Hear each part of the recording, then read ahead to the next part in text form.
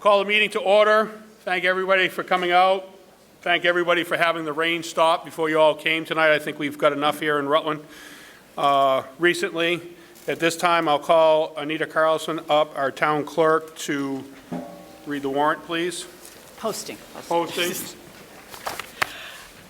To either of the constables of the town of Rutland, greetings. In the name of the Commonwealth of Massachusetts, you are hereby directed to notify the legal voters of said town of Rutland, qualified to vote in town meetings for the transaction of town affairs, to meet firstly in their respective precincts on Monday for the annual town election. And you are also notified to notify legal voters aforesaid to meet at the Glenwood Elementary School Gymnasium, 65 Glenwood Road, Rutland, Mass. 01543 in said Rutland on Saturday, May 10th, 2025 at 6 p.m. Then and there to act on the following articles. Thank you, Anita.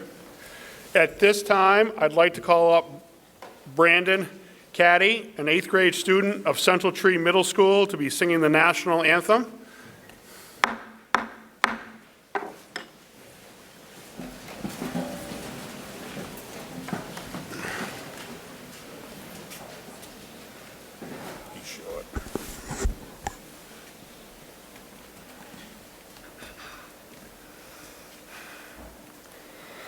Whoa, say, can you see by the dawn's early light what so proudly we held at the twilight's last gleaming, whose broad stripes and bright stars through the perilous fight o'er the ramparts we watch, were so gallantly streaming, and the rocket's red glare, the bombs bursting in air, gave proof through the night that our flag was still there.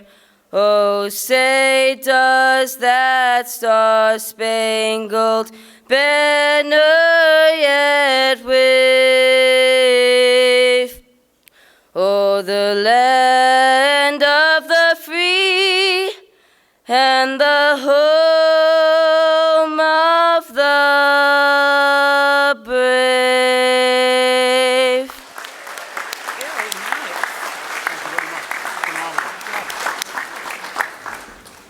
I told the young lad, if you stay standing, we're going to sing the American. I told the young lad that he had to do a great job because I couldn't cover for him, so I thought he did an awesome job. If we join me in the salute to the flag, please. I pledge allegiance to the flag of the United States of America and to the republic for which it stands, one nation, under God, indivisible, with liberty and justice for all. And we'll stay standing because I'm going to have one. I'm sorry about this, but we want to get your legs stretched. We're going to have a Kathy Troy, an active member of St. Patrick's Church and a member of the Rutland Lions Club, give our invocation. Thank you, Randy. Will you bow your head as I pray? Heavenly Father, we thank you for this opportunity to come together tonight to discuss issues concerning the future of Rutland. Open our hearts and minds to listen carefully and respectfully to the opinions of all who speak. Give us the grace to work together in harmony, even when there might be honest disagreement, and to always seek common ground. We pray for wisdom and the courage to do what is right for all of our citizens. May we be good neighbors and recognize your image in the face of every person present. May our discussions be guided by your Spirit, fostering understanding, respect, and a shared vision for the future. May our decisions reflect your values of justice, compassion, and the well-being of all. We ask for your blessing upon this meeting and for the strength and resolve to act with integrity and purpose. We ask this through Christ our Lord. Amen. Thank you. Thank you very much, Kathy. At this time, you can sit. So everyone that is a Rutland registered voter should have a clicker in their hand. And at this time, we're going to do a test. I'll ask you a question. We'll vote. The green button is for yes. The red button is for no.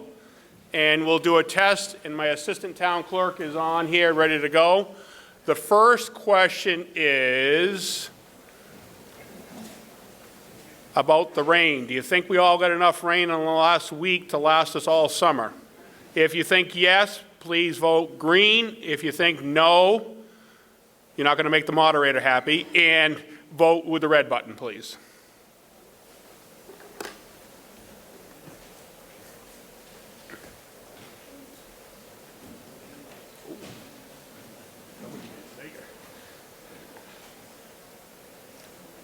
So the ballots are open. You should be able to vote. I should be able to see a number going up. We having challenges, so technical difficulty, that's why we do a test.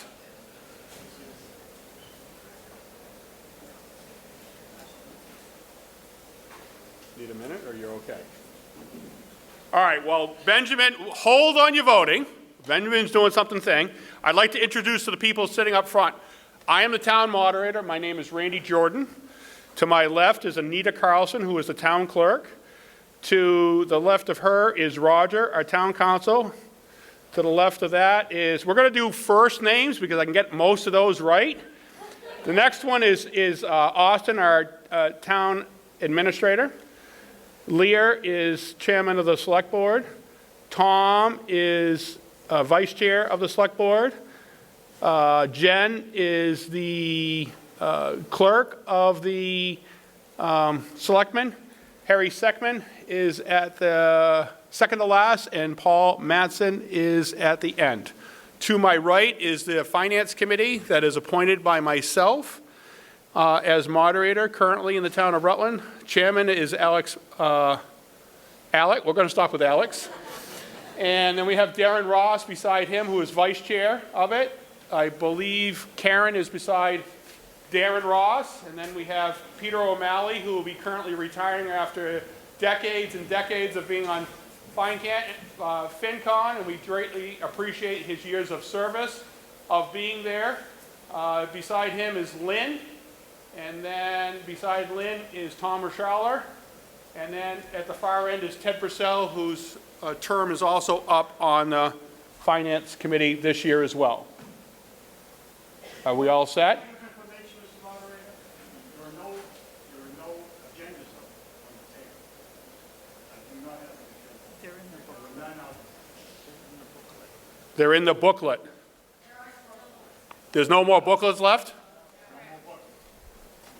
I guess there's more people here than we anticipated. But I'll read all the articles to you. Yeah, but there's others other than Louis, so I wouldn't do that. Are we going to put it on screen? We're going to put it on the screen for you. Is the best we can do. I apologize about my performance. All right, so why don't we try to take a vote? All those in favor of we've had enough rain, please use your green buttons. All those that don't think we have enough rain, please use your red buttons.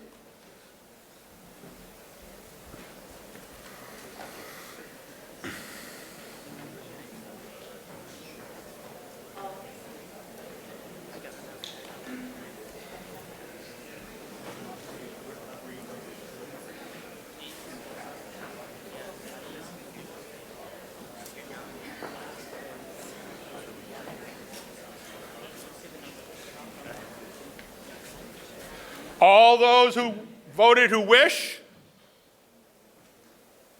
I declare that ballot box closed. 192 total people voted. 139 think we have enough rain. 53 said we don't. Hopefully they don't want a lot more. So the motion carries. Now we're going to do a second test question, and this one is 2/3. So I believe the Celtics are playing tonight. And all those that would like the Celtics to win, please vote with the green button. All those that would prefer the Celtics to lose, please vote red.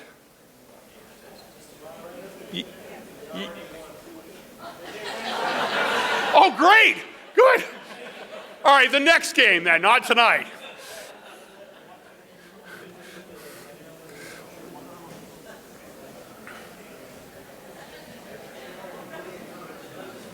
So I have a computer screen directly in front of me that I'm watching to see the counts come in. So I watch the numbers come up, and when we get close to that 190 number, if a lot of people haven't left, then I know the ballots is closed. That's how I'm doing it. I'm just explaining it to you. I can't see yeses or nos on the new updated version, but as soon as I close it, then that comes up immediately, and it does the tally of all that. We're slow to vote on this one, because I try to have similar to it. If it's off by 20, then we know that there's some challenges with voting, and it may change as people come and go anyways. What's that? That's correct, but if it's close, you know what I'm saying.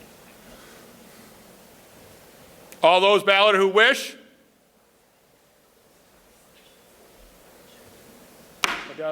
Declare the ballot box closed. Motion carries. 182 total, 156 yeses, which is more than 2/3, 22 noes. All right, so everyone's got clickers. To the best of our knowledge, everyone's clicker is working. We're going to do that. We've introduced everybody. Up top is Benjamin Frost. Benjamin Barakian is the assistant town clerk. The assistant moderator is Scott Davis, who will relieve me if I do something wrong here.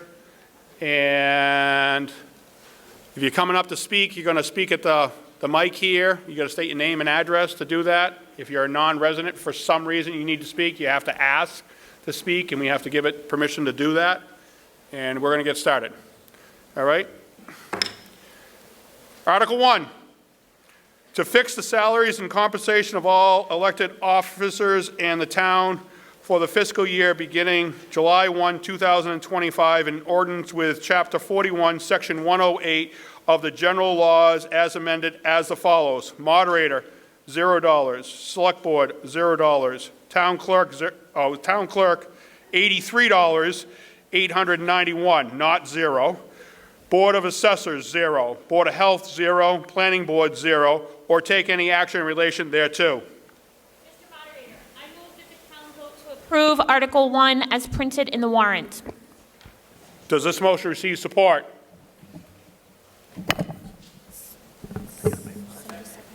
Second, recommendation of the Finance Board. The Finance Committee recommends favorable action on Article 1. Is there any discussion on this article? Is there any discussion on this article? Is there any discussion on this article? Hearing none, please cast your ballots. Green buttons for yes, red buttons for no.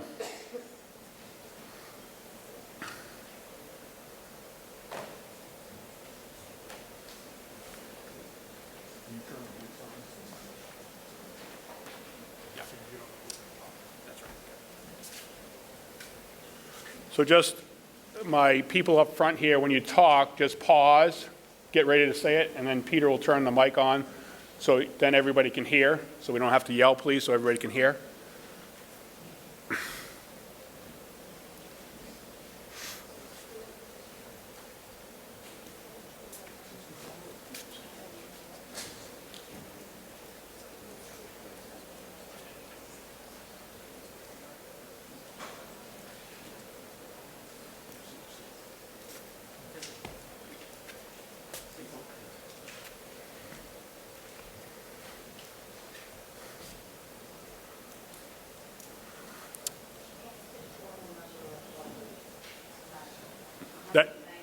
That was the highest number we've had, but more people have come in, so it could change.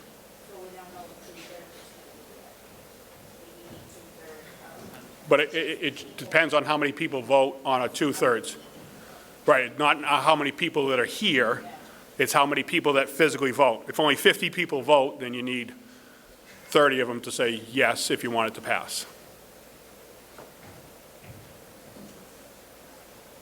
All those balloted who wish, the number hasn't moved, and I'm a little concerned because we only have 159 people that have voted so far, and that's fine. You don't have to vote on every article, but that's not oh, something happened. This is a new computer system, so we're all learning the system here as a whole. All those ballot who wish.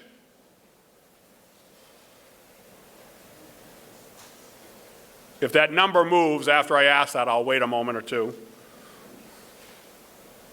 Could be a long night with just a tally here. All those who voted who wish, I declare the ballot box closed. 177 total votes, 168 yes, 9 noes. Motion carries.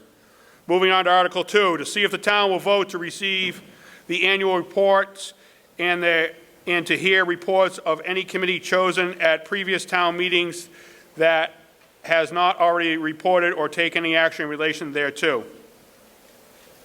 Mr. Moderator, I move that the town vote to approve Article 2 as printed in the warrant. This motion receives support.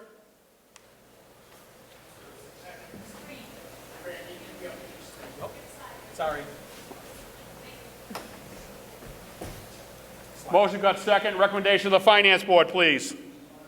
Finance Committee recommends favorable action on Article 2. Is there any discussion on this article? Is there any discussion on this article? Is there any discussion? Hearing none, all those in favor, please use your green buttons. All those opposed, please use your red buttons.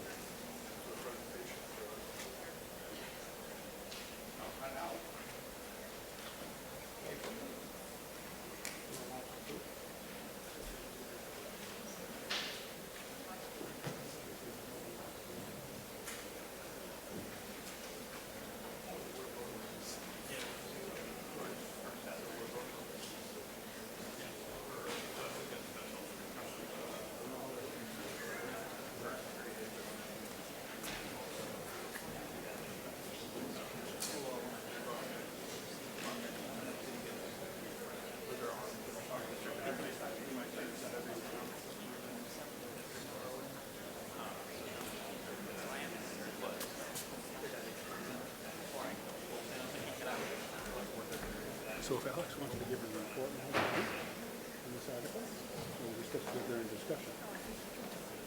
After the vote? FinCon wants to make a report on Article 2. Can they do that now? Once the Passes? the vote is to accept the report, so once So he does it after that? that's fine. So, yes, if the vote's in the affirmative, then you can hear the report. If it's negative, then you can't.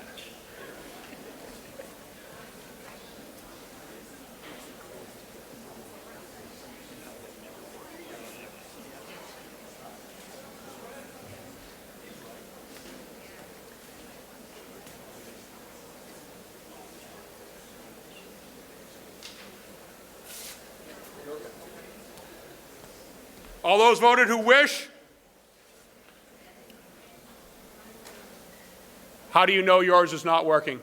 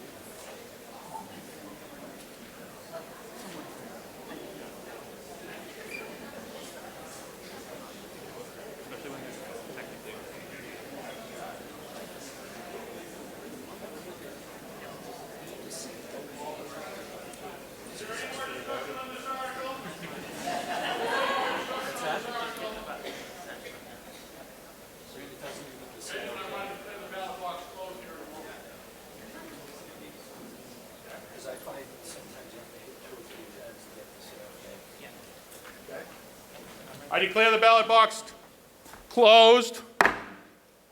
186 people voted, 180 yeses, 5 noes. Motion carries. At this time, Well, we should introduce the article first, right? It's approved, yeah. it's already approved. No, I see, so this is on this article. President, yeah, correct. The PowerPoint.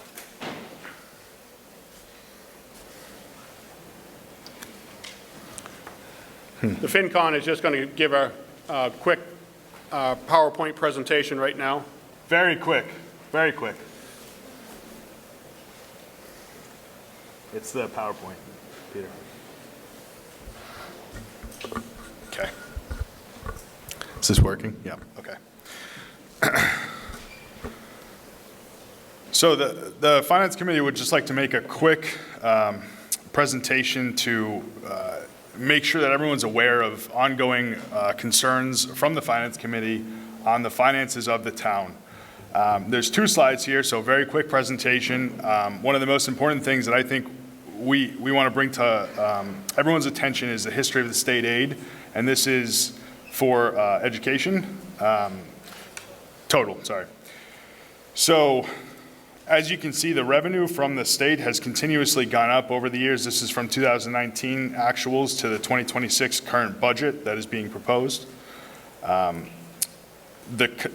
state aid, i.e. taxes that we are paying to the state, has continuously gone up, while the gray bar there at the bottom is the state aid growth rate. So that's how much we're getting from the state. You can see that in 2022 it peaked and has fallen and continued to stay pretty stable since then. What we're trying to point out here is that we are getting less money from the state than we have in the past, and it is not going up in proportion to the taxes that we are paying to the state. Partially due to that, which for those who cannot read this because it is hard to see, this is, if you do have a booklet, it's on page 7. This is the Town of Rutland multi-year financial model that was created by the town administrator. The FY26 forecast is the highlighted in green. Green. That's where we currently are. I want to bring to attention, that for this fiscal year, we squeaked by breaking even at the bottom line. We did this through some cuts and also the use of one-time free cash and a couple other one-time funding sources. This will not be fully repeatable in future years to this degree. You can see in FY27 onward that the deficit that we are forecasting is increasing at an alarming rate. If you can't read it up on the screen, the FY27 forecast deficit is just under $3 million. FY28 is $4.5 million.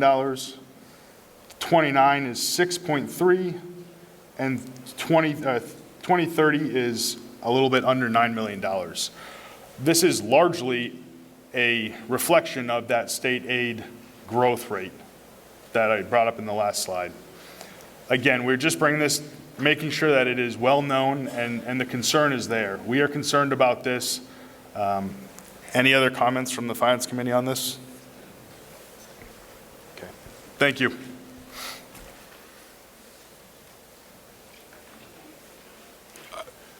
He was just giving a report, just an educational on that article. It was there before, is why that happened.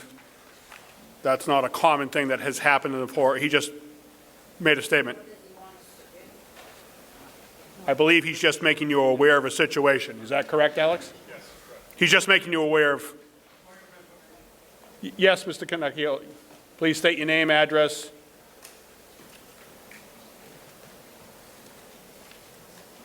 Lou Carniccioli, 18 Blueberry Lane. You talk about the deficit, so I'm assuming the deficit's created by what we have to raise and what we need to spend to run the town and the lack of state aid, correct? Okay.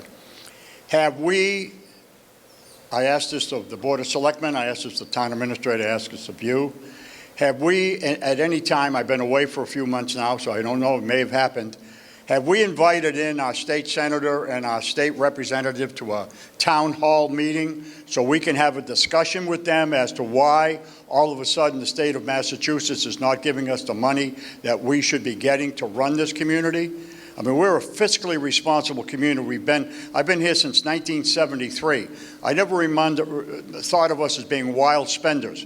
We spend within our means. We may get a little extravagant at times, but for the most part, we're not. So I would suggest that we invite these dignitaries in and have a sit-down with them and have them tell us why we're not getting more state aid. At one time, when they changed the state figuring, and we were the poorer community, we were getting much more state aid. But now our wealth has grown, and so we've leveled off with, say, Holden and Paxton, okay? But I would suggest that we bring somebody in and have a conversation about this. If the deficit you're projecting by 28 is that large, we'll be in a heck of a lot of trouble. Thank you. At this time, we're going to move on to Article 3, to see if the town will vote to appropriate from available funds a sum of money to defray necessary expenses of the town for the fiscal year 2025 in excess of the amount appropriated at the annual 2024 annual town meeting for such purposes or take any action in relation thereto. I move that the town vote to indefinitely postpone Article 3. Do we have a second? Motion made and seconded. Recommendation of the FinCon, please. Mr. Moderator, at this time, we recommend unfavorable action on this article. Is there any discussion? Just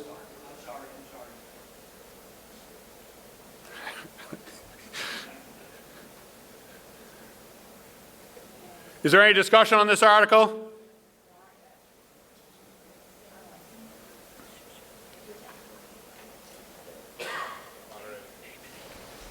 Name and address, please. Yes.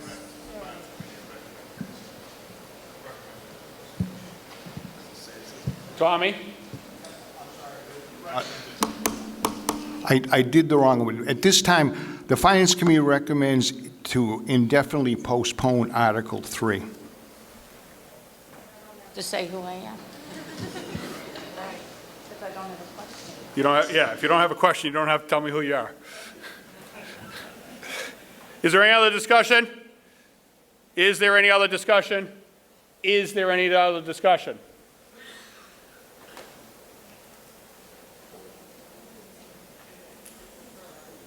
All those in favor, please use your green buttons. All those opposed, please use your red buttons.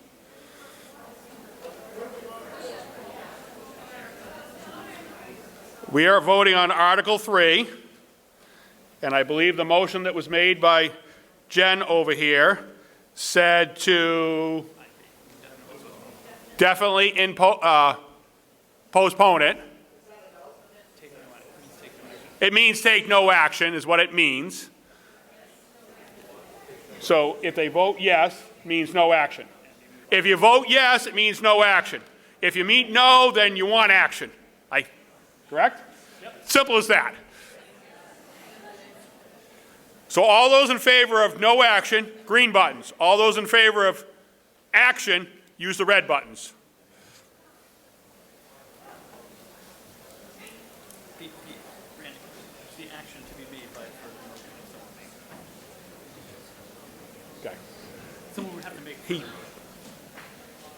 Somebody would have to take, if it fails, The motion to IP fails. if it fails, Someone would have to make have to make a further motion to take some action. That's coming out of the gentleman here. Come down if you want to speak about it, please.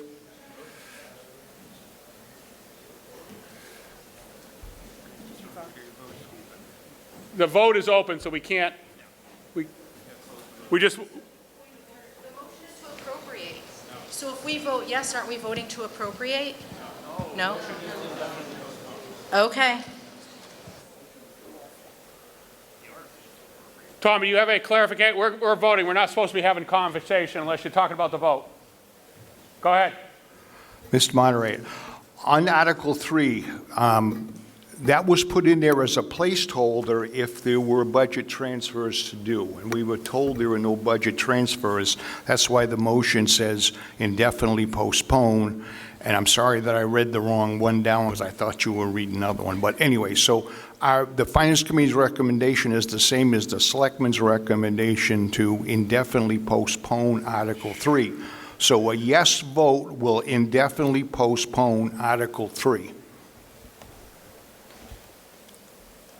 All right. I believe we're open. If you want to do the green button, push it. If you want to hit the red button, hit the red button, please.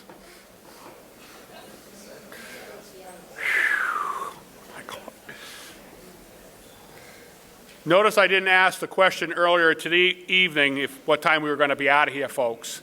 I didn't do that purposely. We must be in trouble. We have 2 officers here now.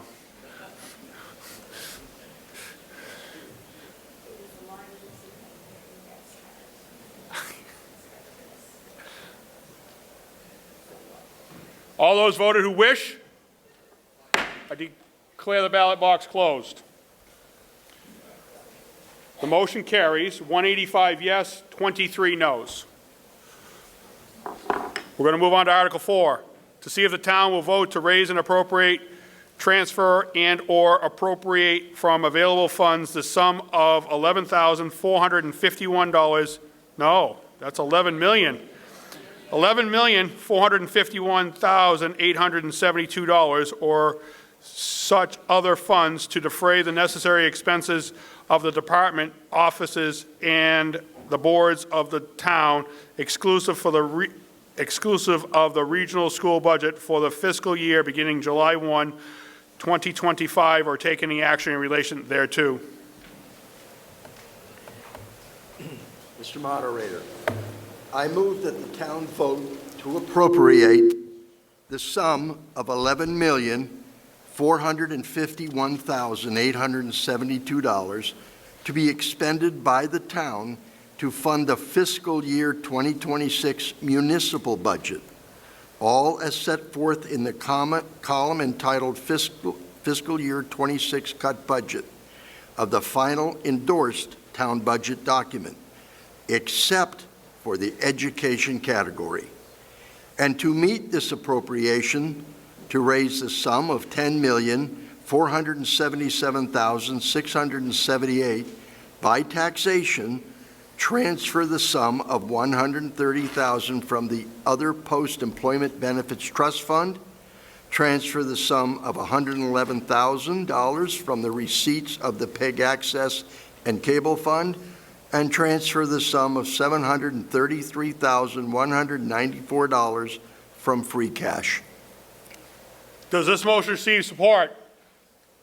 Second. Motion made and seconded. Recommendation of the Finance Committee, please. Okay, I'm going to do this one now. At this time, the Finance Committee recommends unfavorably on this article, or recommend an unfavorable action on this article. Is there any discussion on this article? Yes. You can go first. Okay. Mr. Moderator, the Finance Committee moves to amend Article 4 to increase the total town appropriation from the sum of $11,451,872 to the sum of $11,548,650. The difference to be funded from the transfer of $96,778 from free cash. The purpose of the increase to the total town operation from free cash would be to fund the non-union positions for COLA, STEP, and contracted increases that were removed in order to reduce the town expenses. Union positions received their expected increases, so this is in an effort to create equity within the town employees. Does this motion have a second?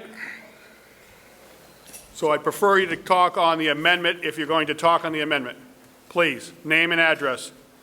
Please.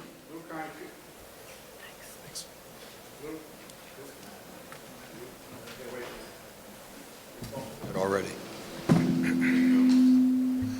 Lou Carnicurli, 18 Blueberry Lane. The reason I was getting up here, Mr. Moderator, was to ask the question if in the budget we were going to give the COLA to the non-union, non-represented employees of our community, and the Finance Board with their, which I highly support, amendment to the budget, has answered my question. The reason I was going to make an amendment to add them if they weren't was we always want people that work for our community to be loyal to our community. I know during my time as a selectman, we had a lot of loyal employees. And we always felt it was our job to be loyal back to them. And so I wanted to make sure that the non-union people got their due justice. And so thank you, Finance Committee, for taking care of the situation as I saw it. Thank you. Is there any other discussion on the amendment? Please. Joe Becker, 18 Crestview Drive. Can I just ask a question, and I potentially have a follow-up based on the answer?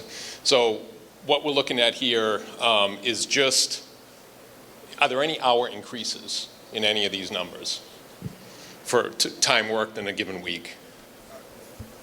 The only person that the town planner in the cut budget was reduced to, I believe, a 30-hour work week, and this would bring him back to a 40-hour work week. That's the only difference in hours. Okay, thank you for the clarification. I didn't know, I saw that number jumped out, and I didn't know if that was an hour increase from current or to keep them static. It's to keep them static. Thank you. Is there any other discussion on the amendment?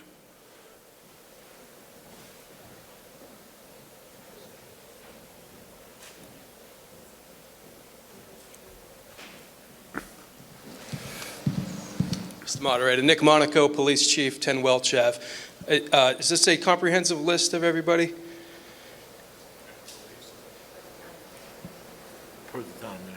Okay, I'm not seeing Animal Control, Police Chief. So it's not big enough. The screen's not big enough. I'm sorry. It's on there. You're on there, Nick. It's down below. I'm not just, this is very awkward right now for me. All right, if you could maybe scroll through so we could see the entire list, that would be. I promise you you're on there. Thank you. Is the fire chief on there? Yes. Okay. Can you try to zoom out? Thank you. Okay. Here you go.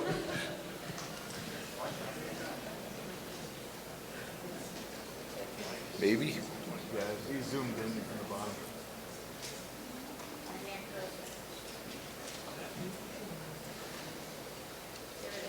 It's in the bottom right corner there? Okay. It's going on.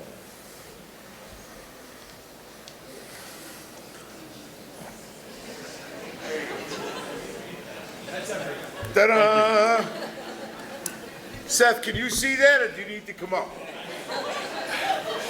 Is there any other discussion on the amendment? Is there any other discussion on the amendment? Is there any other discussion on the amendment?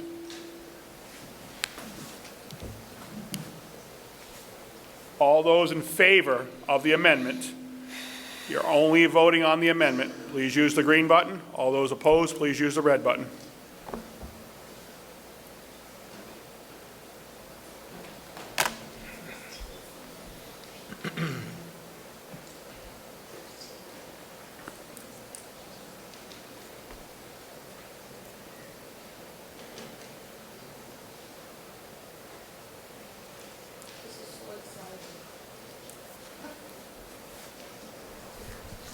All those voted who wish,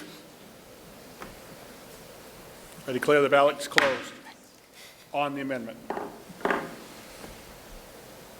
168 yeses, which carries a majority vote, 34 noes. Now, is there any discussion on the amendment with the original motion, main motion, as amended? If not, we will prepare to vote. Oh, I didn't, I'm sorry. You got to holler at me. Elizabeth Hussey, 97 Turkey Hill Road.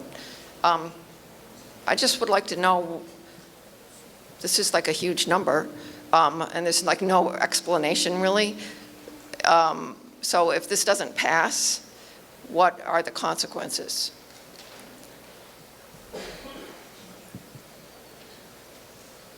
You were. If this doesn't pass, we don't have a budget. So The town closes. So we're being asked to vote on it. So what would happen next? So if this fails, This number is not dependent on any override or anything. So this is just raising property taxes within under the 2.5, as well as utilizing, with the amendment, I believe, almost $830,000 in free cash, one-time revenue, and $130,000 from OPEB. So it's not doing anything other than under the 2.5 property tax increase. And we need an operating budget by the end of the fiscal year, which is by June 30th of this year. so clarify if I'm wrong. If this does not carry for some reason, what happens is her question. We would have to come back for another town meeting, a special town meeting before June 30th of this year. A lot of discussion about this budget for months. So could someone explain what is being cut? Like, our taxes are not going up, but how is it going to affect the town?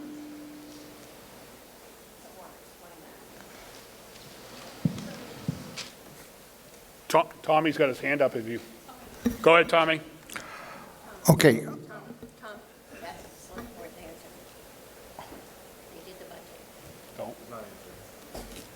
Okay, Aaliyah, we'd like you to do it. So the select board felt strongly that it was important to maintain staff in this budget, and so there are no staff reductions with the amendment that would make all of the staff, provide all of the staff with their COLAs and everything as well. We will feel it, the town will feel it on the purchase services side of things and the ability to do business, because that's where most of the cuts were. And so I don't think any of the department heads, the town administrator and the department heads had recommended an override budget. That was what they all felt the town needed, and the select board decided to not move forward with that as an option and utilize this for this year. So it's going to be tough to do the work. We'll have the people to do the work, but we may not have the other resources that are needed to do the work.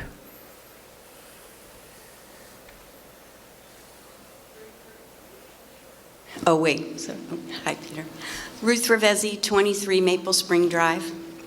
I am the chairperson of the Rutland Public Library Board of Trustees, and the board just wanted to make some comment about the impact to the library and the community.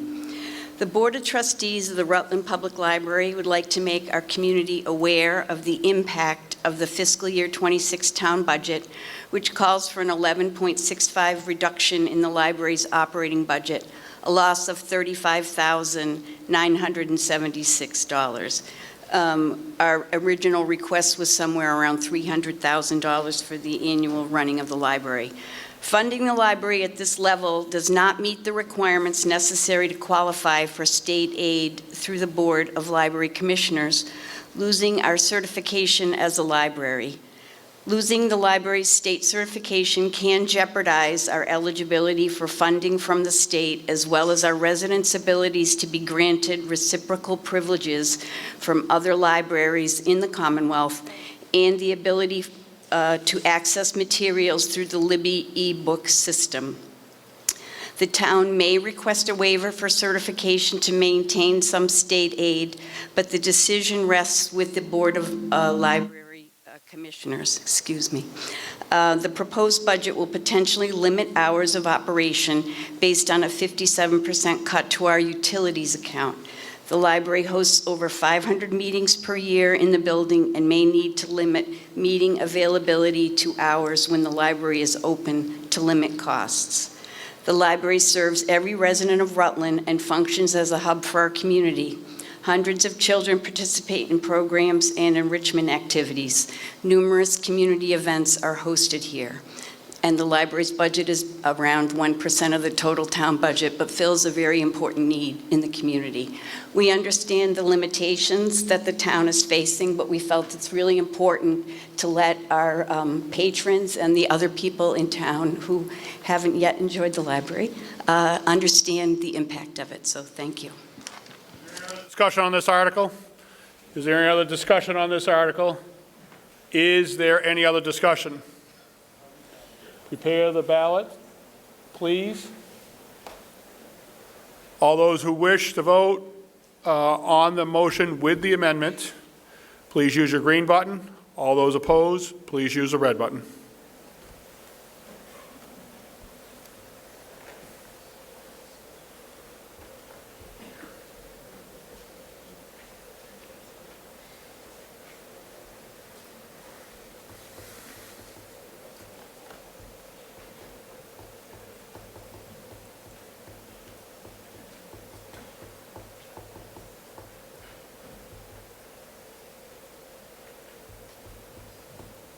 All those ballot who wish, declare the ballot box closed. 212 total ballots, 151 yeses, motion carries, 61 noes. Moving on to Article 5. To see if the town will vote to pursue to the provisions of General Law, Section 40, subsection 5B, to establish a new special purpose stabilization fund to be known as the School Maintenance Stabilization Fund, which may be expected for all of those purposes allowed by law, or take any action in relation thereto. Mr. Moderator, I move that the town vote to approve Article 5 as printed in the warrant. Is there a second? Motion made and seconded. Recommendation of the FinCon, please. Mr. Moderator, the Finance Committee recommends favorable action on Article 5. Is there any discussion on this article? Is there any discussion on this article? Is there any discussion on this article?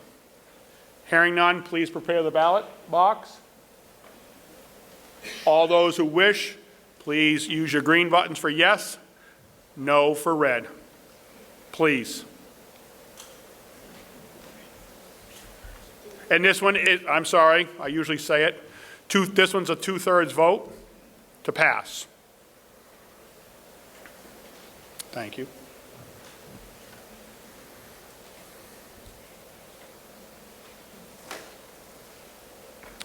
All those balloted who wish.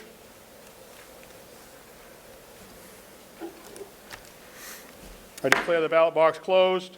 214 total votes. 185 yes, that's more than 2/3, 28 noes. Motion carries. Moving on to Article 6, to see if the town will vote to pursue to the general law, Chapter 71. Well, why don't we wait until I'm done reading this one and do it? Is that acceptable? I'd like to make the motion that we move Article 26 from its end position to right now, and then continue on with the others. Just one article? A motion has been made to move Article 26 to this position, which he has a right to do in our bylaws of the town of Rutland. Does this motion receive support?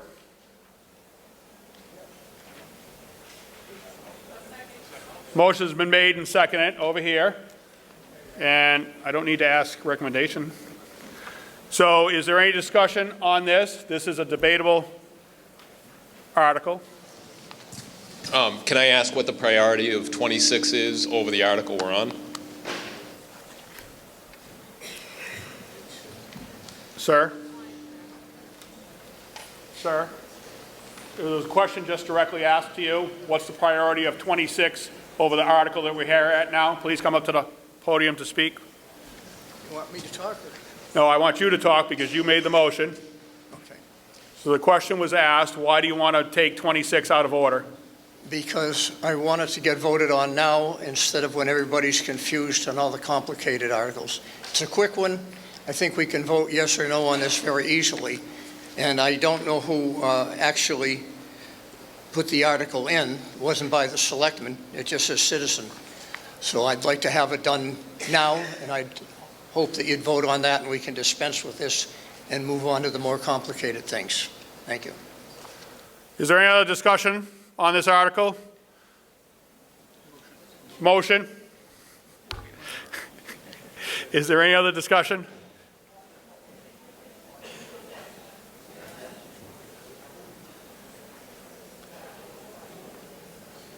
Name and address, please. Sheila Dibb, 209 Palmagussit. With all due respect, we have a long tradition in this town of taking the resident petition articles at the end. That doesn't make them less important, nor does it make any of the other articles less important to have to move it. That is the listing as it was presented and posted. And I would ask, because I got in too late to get a booklet, if we could have information on the resident petition and who submitted it.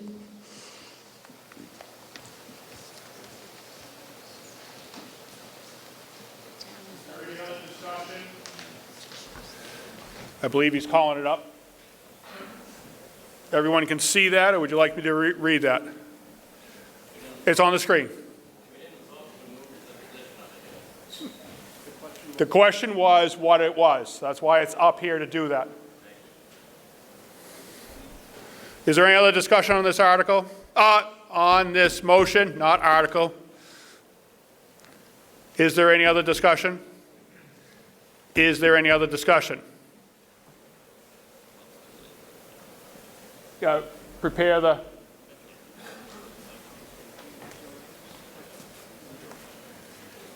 This is just a majority vote. He's preparing the ballot box now. All those in favor of taking 26 now, please use the green button. All those opposed, please use the red button.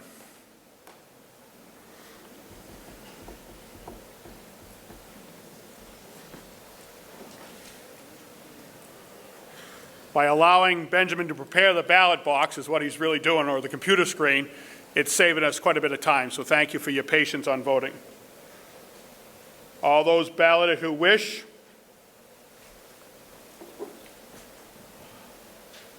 I declare the ballot box closed. 214 total votes, 55 yeses, 158 noes.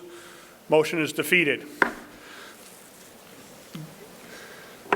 Article 6, to see if the town will vote to pursue to the general law, Chapter 71, Section 16G and a half, to approve the establish of the state capital stabilization fund for the Wachusett Regional School District effective July 1, 2025, or take any action in relation thereto.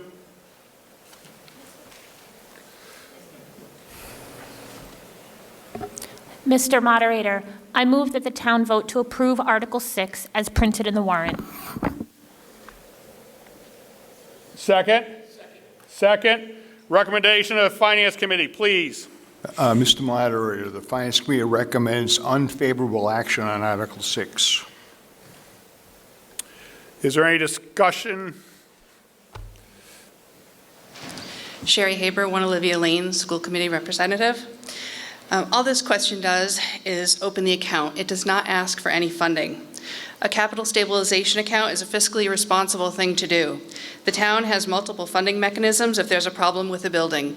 They have free cash, they have general stabilization, and they also have a capital stabilization account, exactly like the one the district is asking to open. The district's only safety net is called excess and deficiency, which is similar to free cash.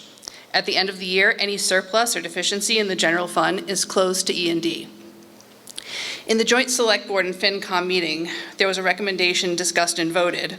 There was concern with how it would be funded and that the district would ask for additional appropriations for this account. Ultimately, this is the reason that it was voted unfavorable. Per Mass General Law, the account can be funded through a line item in the budget or through use of excess and deficiency, both of which are transparent. To ease concerns that the district would ask for additional money to fund this account in difficult financial times, I made a motion before school committee that the district would only use excess and deficiency and not ask for additional money to fund the account for the next 3 years. That motion passed.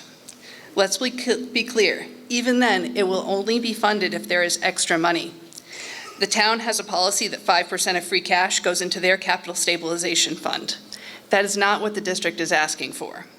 I ask that you vote yes on this article and allow the district to operate in a fiscally responsible manner with the same mechanisms allowed to the town. Article? Is there any other discussion on this article? Is there any other discussion on this article?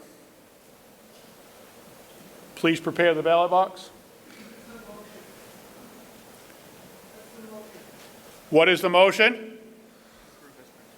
To approve as printed.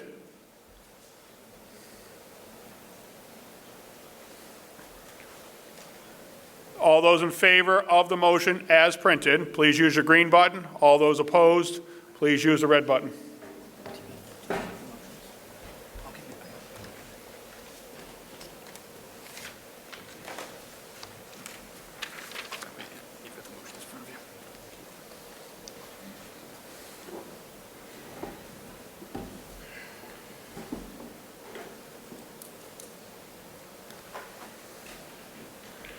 All those ballot who wish, I declare the ballot box closed. 213 total ballots, 130 yes, 82 noes. Motion carries. Is that 2/3? No, this is majority. This is only majority. So 130 is yes, 82 noes. It carries. 82. One abstain, which I've never seen before. Moving on to Article 7, to see if the town will vote to raise and appropriate and/or appropriate from available funds a sum of money for the purchase and equipment replacement, studies, design, and implementation of programs, vehicle, equipment, improvement to the facilities or infrastructure as listed below, including all incidentals and related expenses, or take any action in relation thereto.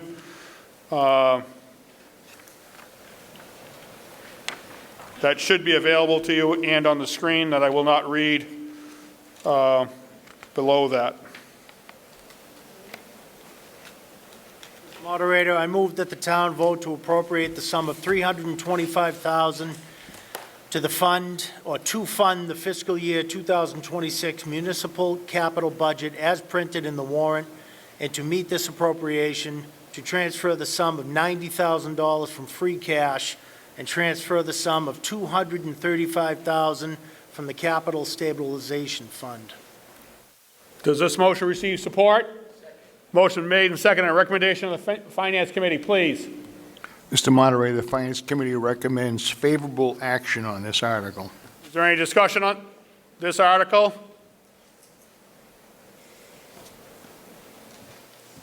Jean Sigliano, 27 Susie Drive. If this passes, how much free cash will be left with everything we used in one of the other articles, which got added to?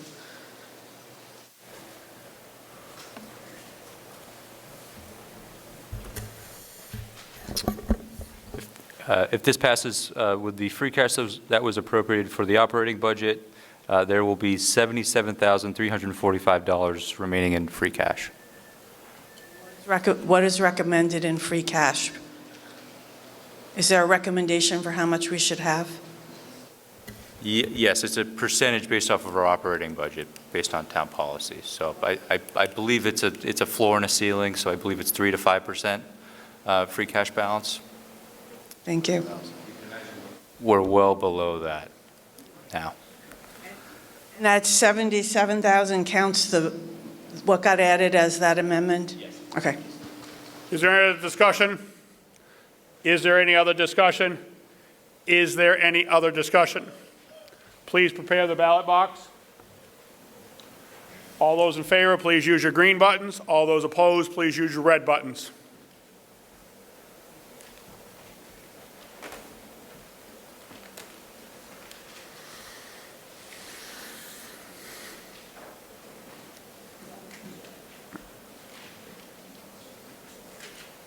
All those ballot who wish,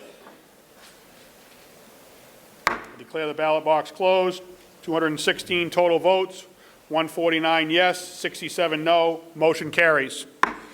Moving on to Article 8, which is a 2/3 vote, to see if the town will vote to raise and appropriate from available funds and/or to borrow a sum of money for the purchase and equipment and replacement, study, design, improvement of facilities or infrastructure as listed below, including all incidental and related expenses, or to take action, any other action related thereto. Mr. Moderator, I move that the town vote to approve Article 8 as printed in the warrant with the sum of $519,760 to be borrowed, and further to authorize the town treasurer, with the approval of the Select Board, to borrow said sum pursuant to GL Chapter 44, Section 7, or any other enabling authority, and issue bonds and notes of the town therefore. Recommendation, second, recommendation of the Finance Committee. Mr. Moderator, the Finance Committee recommends favorable action on Article 8. Is there any discussion on this article? Michelle Van Reet, Charnock Hill Road. My question is, how much will the debt service cost us for this?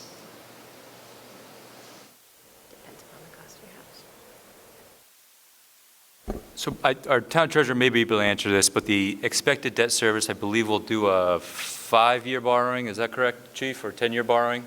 5?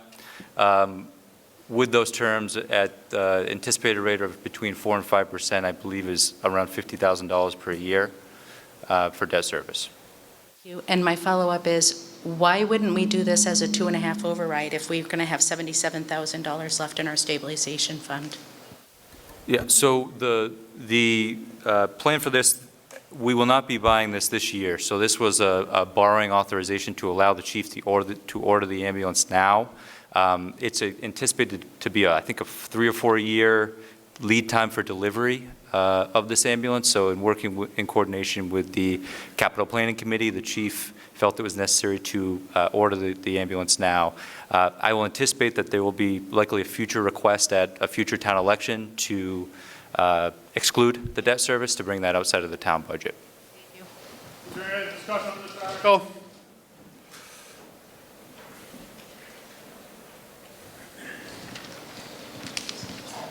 Hi, Tan Tran from 1 Teresa Drive. Just a point of clarification, who are we borrowing this from, or would be borrowing it from?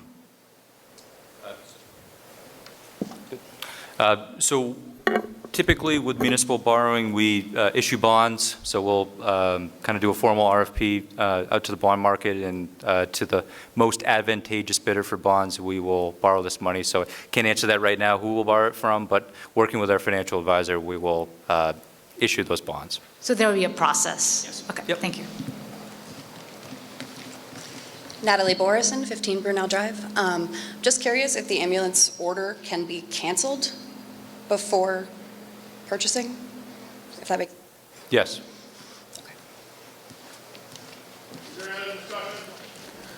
Is there any other discussion?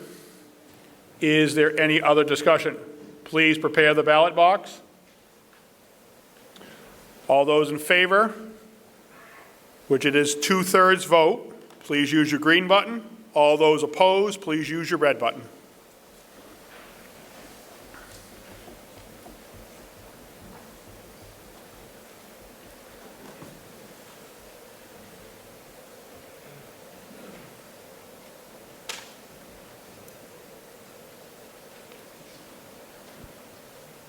All those voted who wish, declare the ballot box closed. 216 total votes, 179 yes, 36 no. Motion carries, 2/3 passed.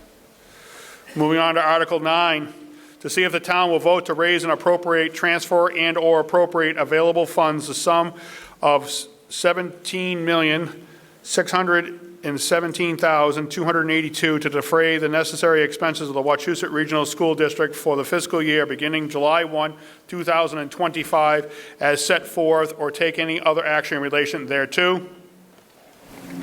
Mr. Moderator, I move that the town vote to raise and appropriate the sum of $17,617,282 as printed in Article 9 of the warrant. Is there, motion's made and seconded, recommendation of the Finance Board? Mr. Moderator, the Finance Committee recommends unfavorable action on Article 9. Is there any discussion on this article? Sherry Haber, 1 Olivia Lane, Wachusett School Committee Rep. I'm asking you to vote yes on Article 9 and support the Wachusett budget. Our Select Board recommends favorably and included it in the town budget. In March, the Finance Committee sat with the superintendent and said that they understand that the real issue is the state funding formula, not the schools. They said that they're confident in the administration, that the budget is transparent and understandable, and the leadership is leaps and bounds better, yet they still voted unfavorably. In April Finance Committee meeting, when the vote was taken, I heard reasons like, this is sending a message to the state, or a cut won't hurt because the schools are doing well, or that the town is hurting and the schools should hurt too. But good outcomes don't come from starving a system. The unfavorable recommendation is a protest vote that doesn't serve our kids or our town. I can tell you that the district budget was crafted with intention, with real numbers of actual employees and students, not the estimates of the past. There is nothing left to cut. The district has recognized deficiencies. We have the lowest staffing levels of our peer districts in teachers, administration, tech, student support, and clerical. We're below the state averages. We've been operating lean for years, and it shows. In fact, the growth rate of the school budget has been the same as that of the town budget without the school for the last 10 years. Let me add that as the state budget is finalized, the school committee has already voted to return any additional unexpected state aid to the towns. The district is doing its part. We can't keep asking our kids and teachers to do more with less. It's time to support them fully while continuing to advocate to the state to change the funding formula that our towns desperately need. This week, the town of Sterling, the only town that voted against the budget last year, voted in favor of this year's budget as is. The 3 other town select boards and finance committees are all recommending favorably. Please vote yes on Article 9. Is there any other? Is there any other discussion on this article? Is there any other discussion on this article?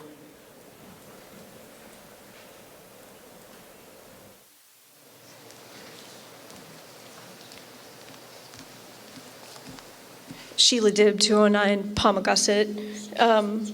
For a while, I sat at that table on the right. When I was elected, I was actually pregnant, and I am now a month away from my youngest graduating from high school. There is no question in my mind, as someone who has spent those last years raising money for those schools, serving time in those schools, and being in those school buildings, that at the end of the day, sometimes money does matter. And we are in the bottom 6th in this entire state of how much money we spend on education. And I can tell you, from someone whose child, thankfully, is going to go to one of the best schools, that we can see that the lack of financing is affecting this district. I spent a couple of years, again, up at that table, advocating against the school budget when I knew we couldn't afford it, when I knew that over many years we had a series of superintendents that we could not trust, who lost $1 million in 2012, and again a couple of years later, because they missed a sheet in a spreadsheet, on a superintendent who would spend money on lunches instead of on the important things. But we finally have an administration that has cleaned up the books, that has been transparent, and that has been willing to share with us all the information we ever needed, and to kind of allay our fears and bring back the trust that we so desperately needed. There is no question that this is not a school versus town situation. Our schools are in our town. Our kids are in our town. It is time to do a correction budget for this district. It's long past due. I give so much credit to this administration and to the current school committee for the enormous amount of very good work they have put in.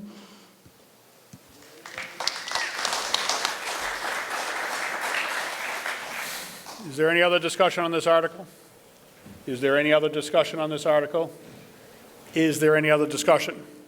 Please prepare the ballot box. All those in favor, please use your green buttons. All those opposed, same sign.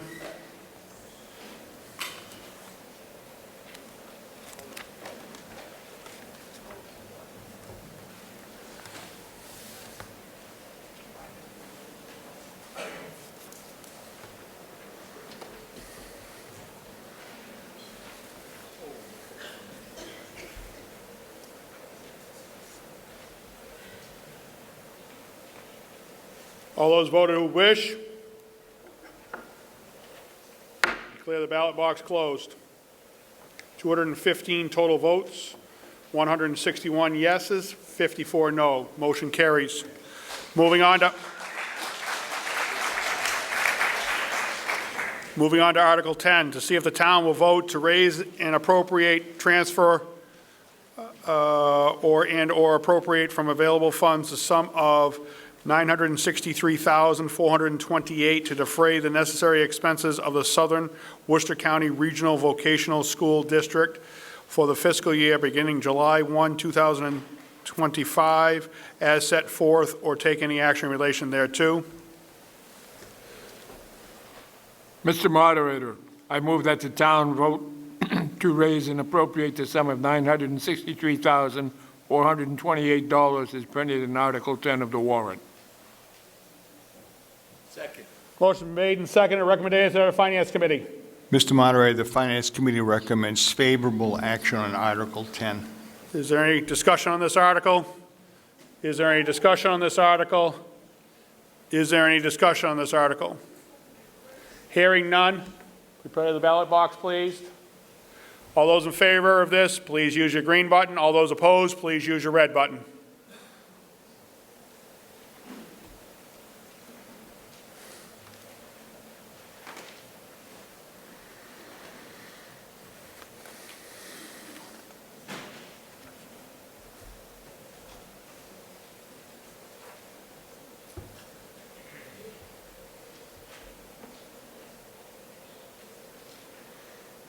All those voted who wish.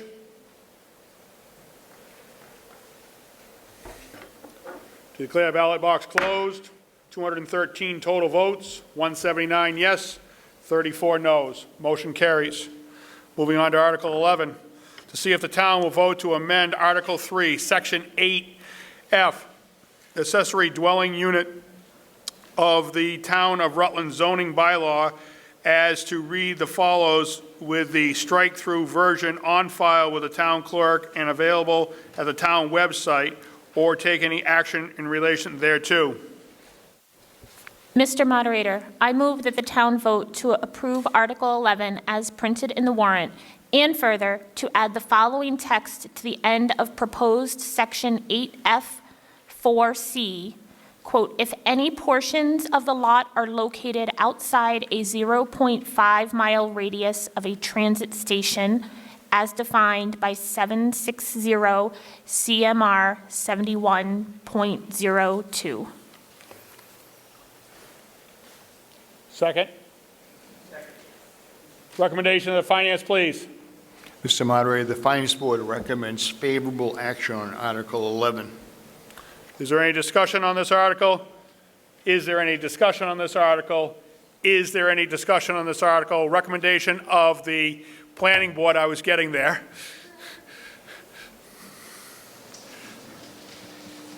Mr. Moderator, the Planning Board recommends favorable action on Article 11, and it also supports the additional language put forward by the Select Board. Is there any other discussion?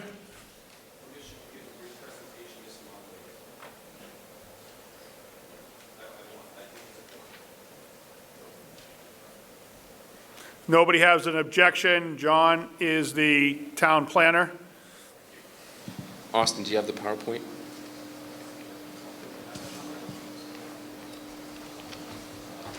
Seeing as it's a two-thirds vote, I want to give a brief explanation as far as why this, oh, I'm sorry, simple majority. I didn't want to take a chance on it voting without knowing why this article is before the town.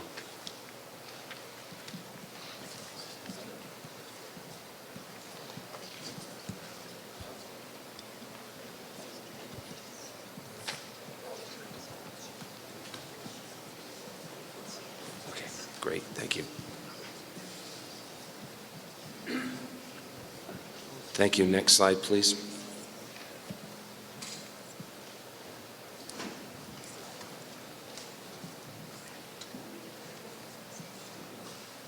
Thank you. I just wanted to explain to town meeting why this is before you tonight. Back in the late summer of last year, the state passed an act for protected use accessory dwelling units. A deadline of February 2nd, 2025 was given for communities to comply with the approved regulations. At that time, on February 2nd, any regulations that were not in compliance with this newly passed state regulations would be considered unenforceable. So by opening the public hearing by the bylaw subcommittee in January, we in essence stopped the clock to give this bylaw subcommittee a chance to work on this bylaw and bring it to you tonight. Next slide, please.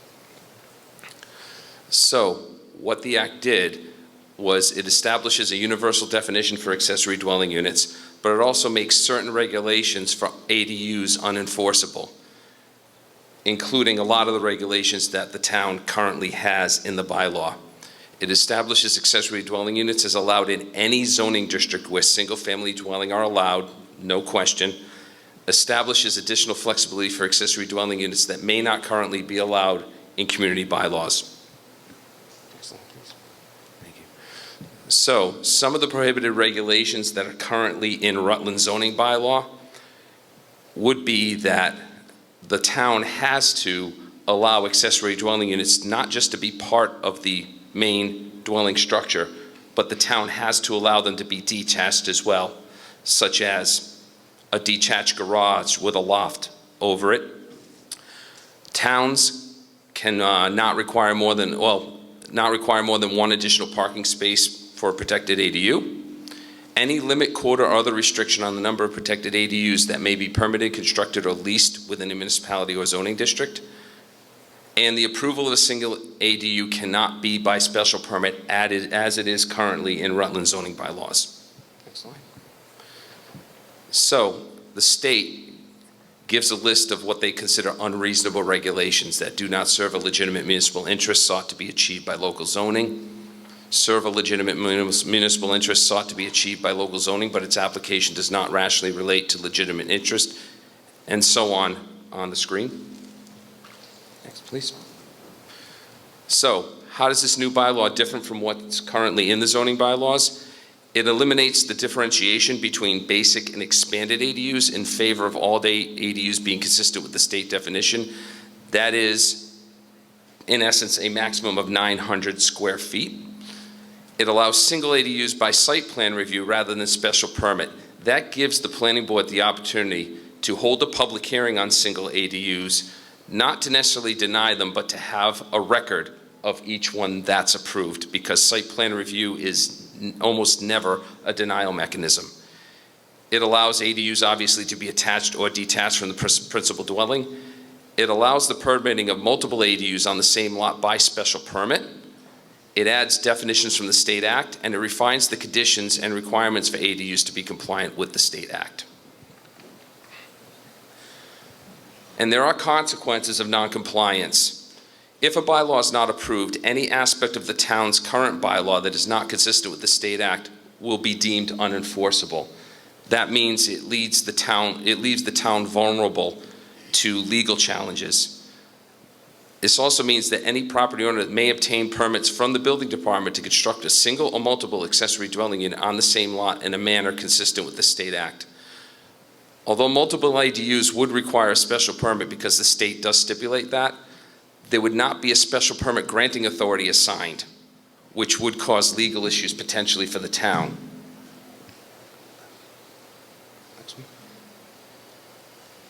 That's it.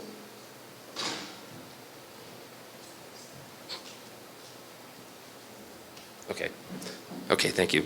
So, it is important to pass this bylaw because if it does not pass and the current bylaw remains intact, it would cause a legal nightmare for the town.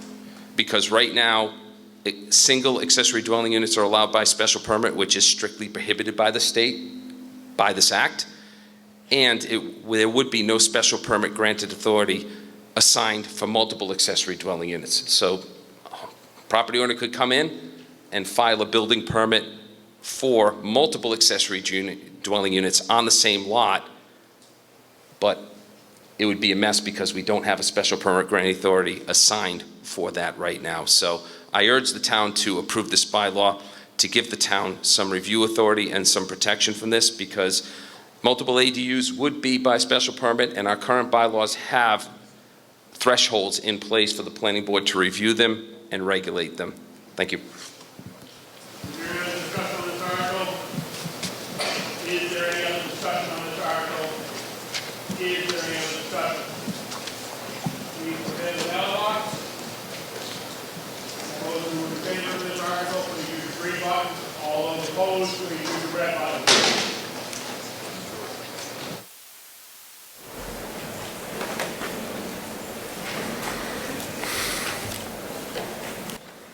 This is just majority.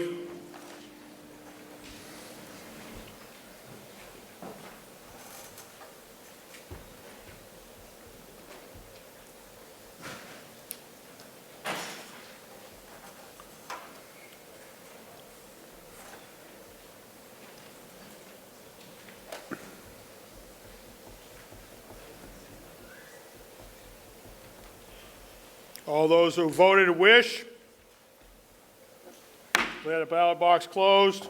206 total votes, 193 yes, 12 noes. Motion carries. Mr. Moderator, being on the prevailing side, I would like to reconsider Article 9 for the school budget vote. Motion is made to reconsider the school budget, which is going back to Article 9. Is that correct? Motion has been made and seconded. That's discussable, right? Is there any discussion on this?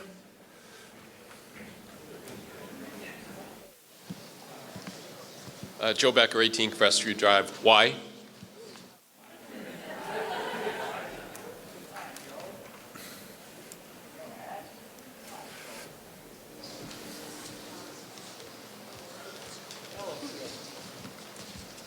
Sheila Dibb, 209 Palmagussit. It's not our first time here.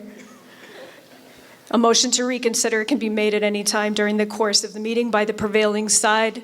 As we know, this is going to be a long meeting tonight. Not everybody's going to be able to necessarily stay, and we'd like to make sure that this vote stands. Is there any other discussion on this article? Is there any other discussion on this article? Is there any other discussion on this article? Motion. All we're voting on is to reconsider number 9.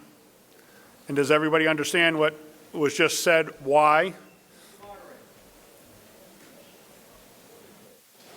Just for clarification, because I don't think anybody's explained it. A yes vote says what, and a no vote says what? If you could explain that. So a yes vote means that we get to go back and vote on Article 9 for a second time. A no vote means it's done for the night and not to be ever reconsidered. Is that correct? So those of us concerned about the budget, which should vote no on this, so it's put to rest. Am I correct, Mr. Lawyer? So, Roger Smart, through you, Mr. Moderator, if you voted in favor of the budget passed by Article 9, so if you were yes on Article 9, you would now want to vote no on reconsideration. If you were against the budget on Article 9 and you want to bring back that item to the table, you would vote yes for reconsideration. One of the best explanations I've heard in a long time from a lawyer, especially your firm out of Boston. I'm also a moderator, so. Is the ballot box prepared? Simple majority on this. So does everybody understand what they're voting on? All those in favor of this, use the green buttons. All those opposed, please use the red buttons.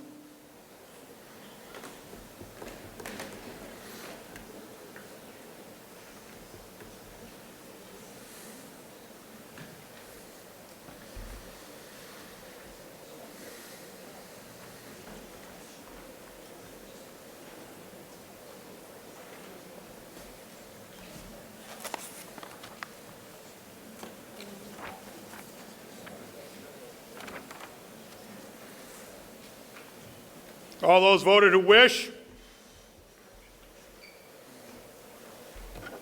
Declare the ballot box closed. 205 total votes, 33 yeses, 169 noes. Motion is defeated. Going on to Article 12. Correct? Yes.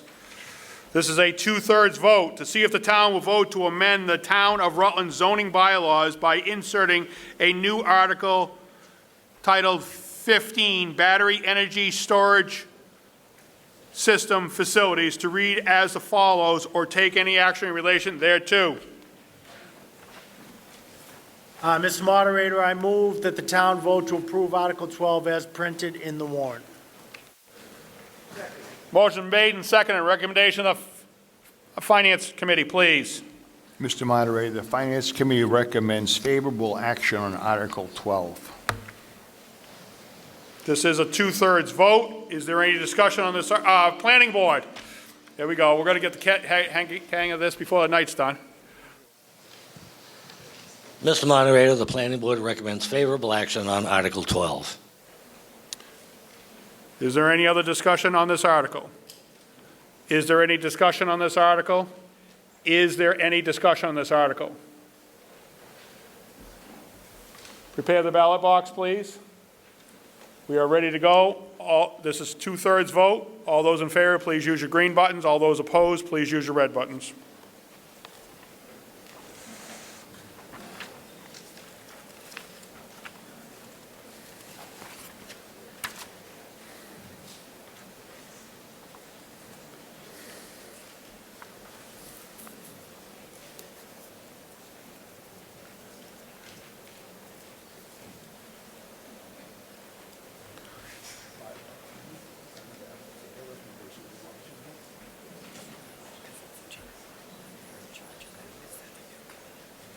That's Barbara.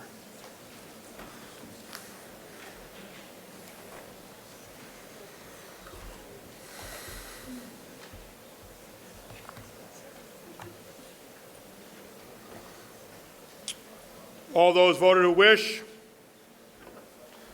I declare the ballot box closed. 198 total votes, 173 yeses, 25 noes. Motion carries two-thirds. Moving on to Article 23. 13. What did I say? 23? I was getting close to the end, wasn't I? Son of a gun. To see if the town will vote to amend Chapter 13 of the Town of Rutland General Bylaws by adding a new Article 8 entitled Wetland Protection as set forth in the appendix hereto, or take any actions in relation thereto. Mr. Moderator, I move that the town vote to approve Article 13 as printed in the warrant. Darren? There you go. Finance Committee recommendation? The Finance Committee recommends favorable action on Article 13. Bylaw Subcommittee?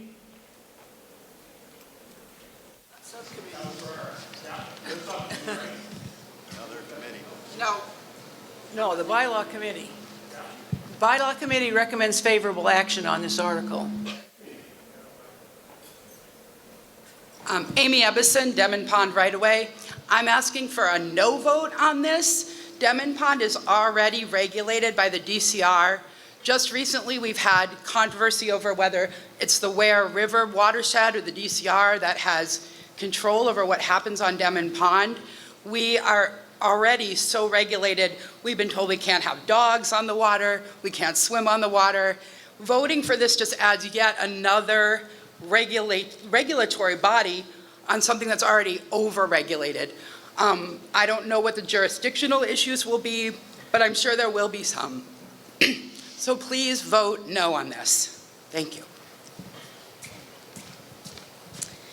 Good evening, Melissa Danza, Chair, Conservation Commission. I want to briefly introduce this bylaw. So first, the Conservation Commission is a permitting board. We already work under the State Wetlands Protection Act, which reviews mostly construction and activities within 100 feet of wetland resources or 200 feet within perennial streams or rivers. So this bylaw is introducing in kind of moving in relation relation to the Wetlands Protection Act, so the Wetlands Protection Act is governed under the state. That will still exist. This will be a local ordinance. Over 200 municipalities in Massachusetts have a wetlands bylaw. So our jurisdictional areas will remain typically the same distance, 100 or that 200 foot from those jurisdictional areas. But we are adding better protections for wildlife, such as vernal pools and habitat, and also some of the regulated floodwaters and stormwater in floodplain areas. So a lot of concerns, that we hear in town is better protection of wildlife habitat, and important to note that this is not going to change and be retroactive. This is only moving forward. So this bylaw would become in effect once, if it were to be approved at town meeting, and once the Attorney General's office were to approve it, and the commission ultimately create regulations and approve those at another one of their meeting. So this would only be for projects and activities moving forward. This would not also change or restrict the use of the waterways, such as Demon Pond that was just demonstrated. So any existing areas, if you have lawn within these areas, you'd be able to maintain them. It is just to better protect activities moving forward. So we think of, everyone brings up the construction projects and the clearing of trees. It would allow the commission to put better restrictions in place on permits that would already be coming in front of us, and be allowed to better hold those restrictions and violations as well. So we would be able to better enforce our regulations, have a wider scope in terms of wildlife and some other natural resource protection for our residents today, but also in the future. And that's kind of our goal, is to really protect what we have left moving forward, and it's not kind of a land grab. It's just to really keep in mind what we've heard from residents and just moving forward. Thank you.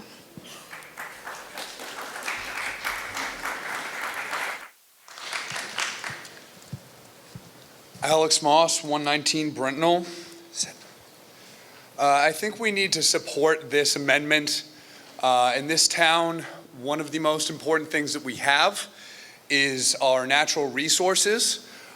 We talk about issues with budget, and a lot of that comes down to development, which turns a lot of our wild resources into developed land.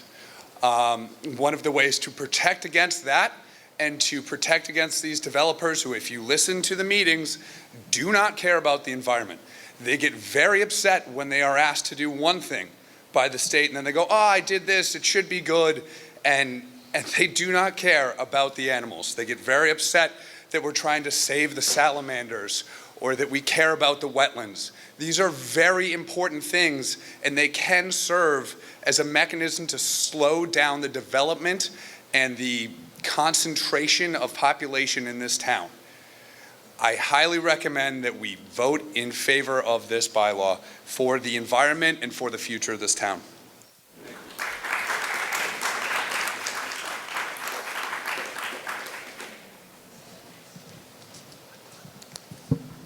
Carol Martens, 127 Pleasantdale Road.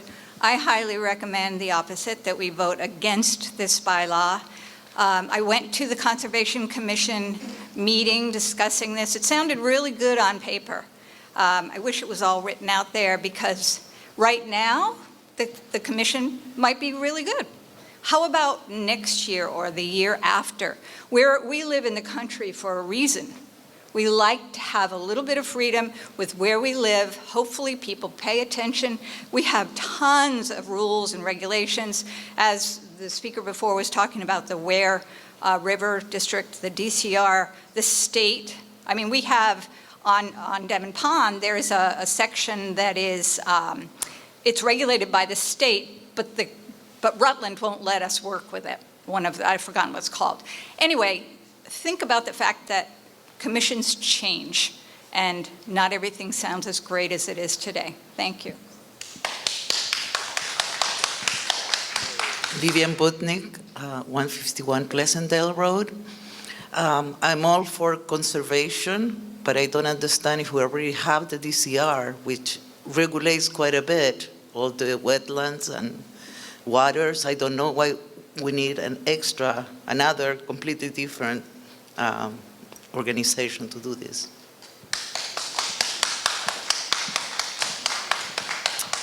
Ann Gwither, 30 Finn Park Road. I think the bylaw committee has done a great job. I think the ideas behind it are very good. However, there are some very vague portions of it, and I know that the current boards may be amenable to a lot of things, but who knows what happens down the road, as someone just mentioned.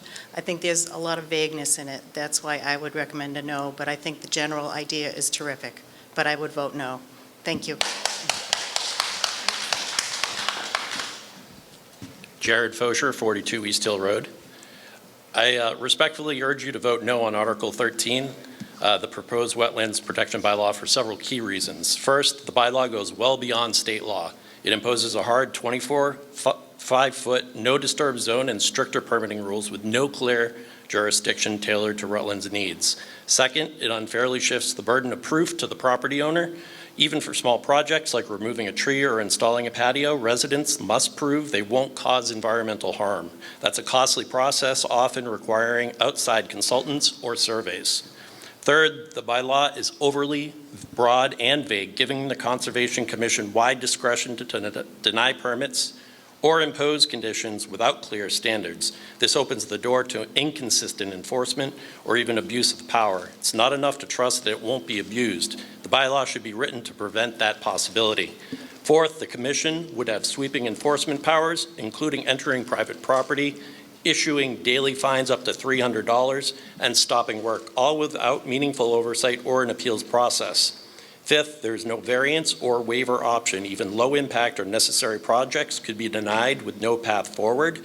And finally, this bylaw could negatively affect property values. When land use is uncertain and costly to navigate, it discourages investment and makes homes less attractive to buyers. All of this is being proposed without a full public impact study. We deserve better clarity, transparency, and balance. Please vote no on Article 13 and ask the Commission to bring back a version that protects wetlands without hurting the people who live near them. Thank you.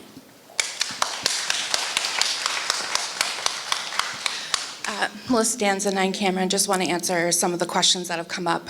So there are some really fundamental differences between DCR and DEP that has the Wetlands Protection Act. They do very fundamentally different things. DCR is watershed protection, and DEP and our Conservation Commission is wetlands protection, which I know sounds very similar, but is actually very different.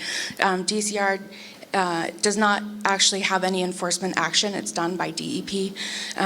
So the oversight would not be in addition to DCR, that those remaining aspects would be still in existence.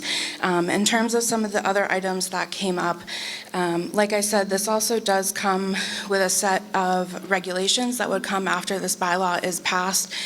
So this also speaks to committee members change. Well, that's the case in any board. Planning board members change. It depends on who you elect. That's why we create a bylaw and regulations that are approved at town meetings so that those members, no matter who the makeup is, are held to the same standards for every project. The burden of proof section that is already in existence in the Wetlands Protection Act, so that is not any more stringent than is currently in place. And there is a waiver section which is for the variance. So we do have the ability to issue waivers on small projects if it's in that 20-foot, especially if it's an existing area, so to not be overly burdensome. We still are very working with homeowners and landowners. We, as a commission, are made up of 2 conservation agents, so we do this work in other communities. We have an engineer, a farmer, a wildlife biologist, construction supervisor. We did not take this lightly. And again, the wording of the bylaw, just like some zoning bylaws, the bylaw itself is the template, and the regulations that come afterwards have the more specifics. That would also have a public hearing process and approved by the commission, so the public would be able to weigh in. And I think that answers most of them. Thank you.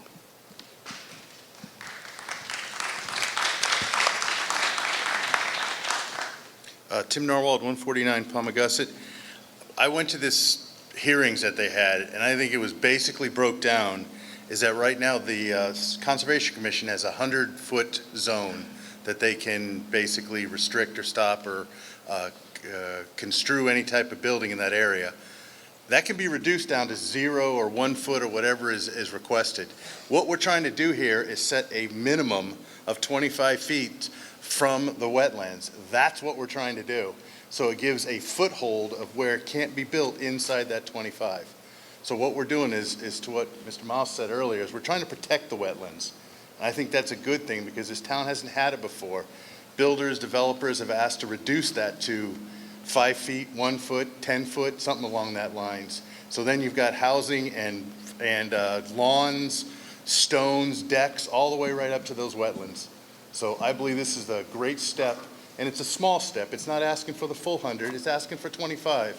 And I think it's a good thing, and I think the town should vote yes on this bylaw. Thank you.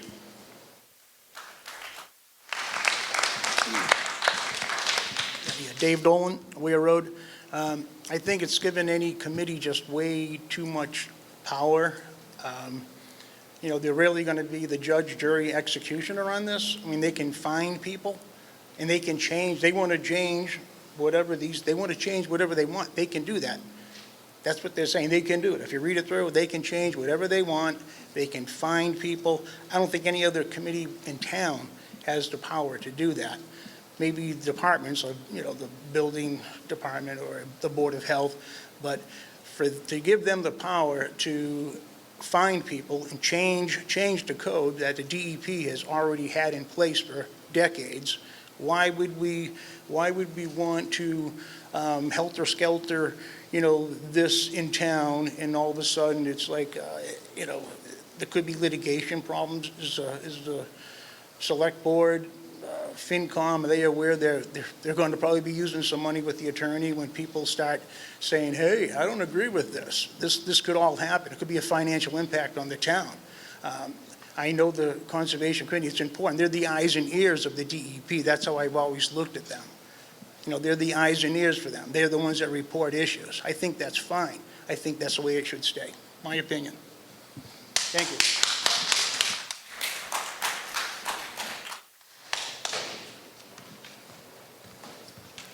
Rachel Dolan, Ware Road. I think we all want to protect the wetlands, and I appreciate what the Conservation Commission is trying to do. However, I do believe it is a lot of power that they will have to oversee, and they will also be the enforcer as well, where Planning Board has the building inspector who is their enforcer. So it is a lot of power that you are giving an appointed commission. We may have good quality people on that commission today. That could change. And I will give you a scenario that happened about 3 years ago when apparently a Princeton resident put a complaint in against a Rutland resident. That resident was called into the Conservation Commission to answer questions. After a good half an hour or so, this resident asked, could they possibly have the name of the Princeton resident who put the complaint in? And was told, well, there was no Princeton resident. There was no dump truck. It was me. In other words, the entire story was fabricated, and that commission member is still on the commission. So yes, I do have an issue with an appointed commission having that much power and authority for enforcement and fining.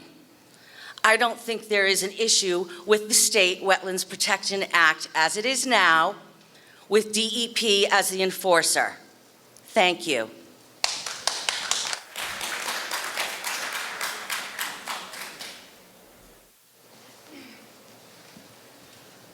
Hi, Tressa Santillo, Charnock Hill Road. I just want to sum up the vote for this amendment, vote for this article side, and say that when we are talking about people change on commissions and Yes, I think that's short-sighted. What's short-sighted about it is that we need to be thinking about what happens in this town long-term. And I just want to point out the gentleman earlier, I think with the dog, who said that we seem to have budget problems every year, all the time, which never is going to go away. But I agree with him wholeheartedly that the long-term thing that we have in this town is our natural resources and the beauty of it. And we should pass this article to keep protecting the beauty of that town and the wildlife and the people that live here. For people that live in developments, I don't, but I walk in Juan almost every day. The people in this room who live in developments, were you satisfied with what happened in your development? Do you think it's great that you're 5 feet away from a place that like floods all the time from a wetland? Please think about that as you consider this article, and please vote yes on this article. Thank you. Is there any other discussion on this article? Is there any other discussion on this article? Is there any other discussion on this article? Hearing none, please prepare the ballot box. All those in favor of this article, please use your green buttons. All those opposed to this article, please use your red buttons. This is a majority vote.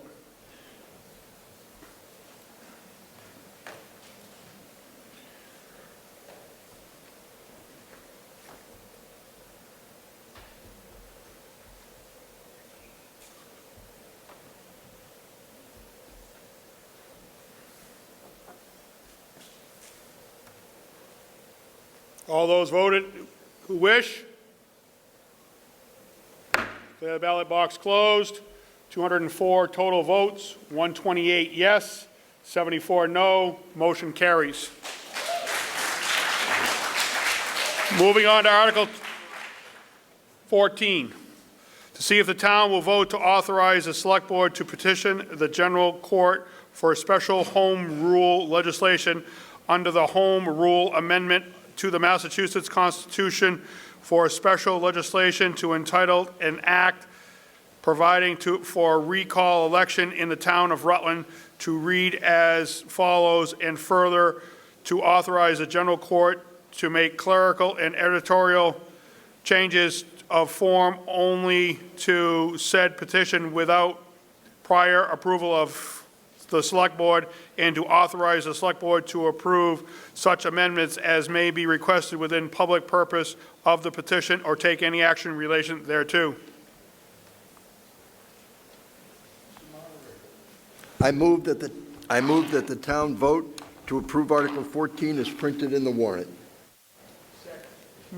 Motion made and seconded. Recommendation, please. Mr. Moderator, the Finance Committee recommends favorable action on Article 14. Is there any discussion on this article?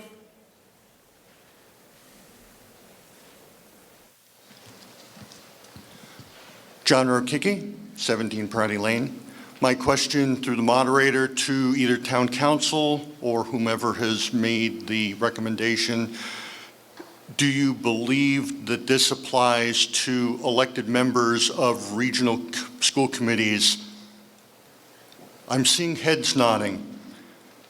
And do you have anything to back that up relative to the fact that regional agreements dictate how members are elected and how they are participants from these towns?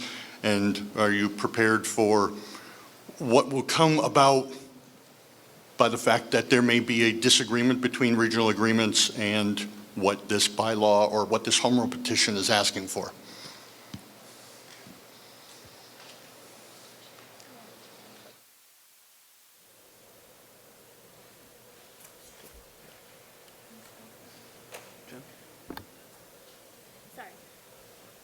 Can you hear me? Okay, sorry.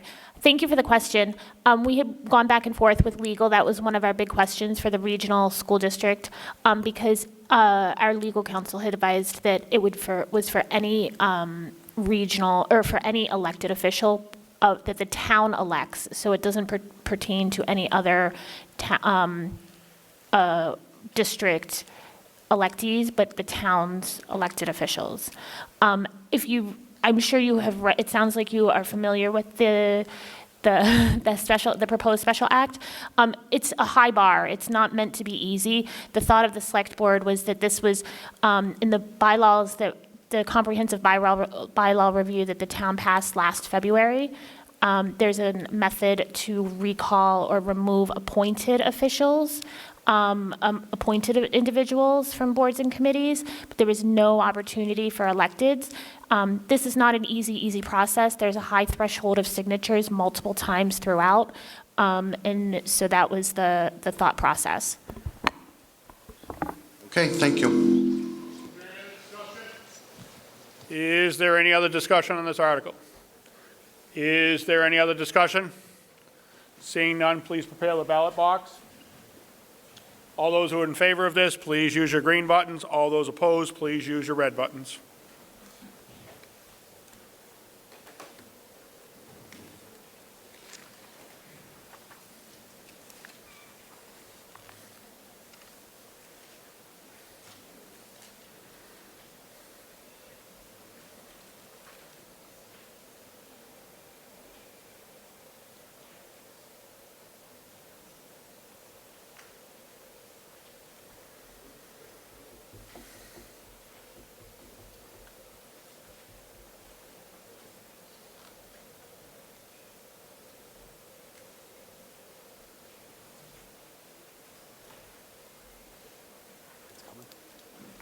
All those voted who wish? Declare the ballot box closed. 171 total, 133 yeses, 36 noes. Motion carries. Moving on to Article 15, to see if the town will vote to accept the provisions of the General Law, Chapter 40, Section 42G through 42I and 42K to assemble the town to levy assessments using one or more of the methods authorized by the Section 42G through 42I and Section 42K of Chapter 40 of the General Law against those property owners who received a benefit or advantage from laying of water main pipes and lines for the conveyance or to distribute water or take any action in relation thereto.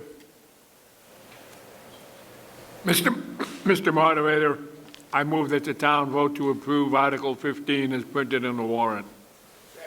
Motion made and seconded. Recommendation of the Finance, please. Mr. Moderator, the Finance Committee recommends favorable action on this article. Is there any discussion on this article? Is there any discussion on this article? Is there any discussion on this article?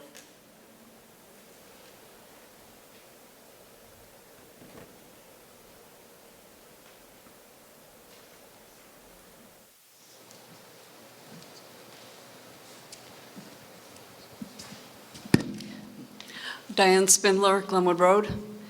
Is this the one about the paying for the drains to have those? I'm not sure what this article means. So I can answer that. So to answer your question, no, this isn't for the stormwater, I think is what you're referring to. This is a cleanup article. So if you attended the fall town meeting, we accepted several provisions of Mass General Law, mostly for cleanup, because our new treasurer collector did a lot of work trying to identify functions of his office that whether there was records of if we accepted provisions of general law or not. This was one that we couldn't identify records of accepting it. We wanted to bring it forward in the fall, but this guy, our town council, told us that it can only be accepted at an annual town meeting, hence why it's being presented here. So this would allow the treasurer collector to lien water payments on the property tax bill. It's something that's been in practice and we believe is just a cleanup. We believe it's already been accepted, but just again want to have it on record of doing so. Would take the place of? No. Okay. No, this is just to confirm work that's already done by the treasurer collector's office with respect to water betterments and water liens if you have town water. So maybe you can ask this question, which doesn't have anything to do with that, but the bill went from $40 to $100? We're not talking about stormwater here. This is strictly if you are on town water. Is there any other discussion on this? Is there any other discussion on this article? Is there any other discussion? Prepare the ballot box, please. All those in favor of this, use your green buttons. All those opposed, please use your red buttons.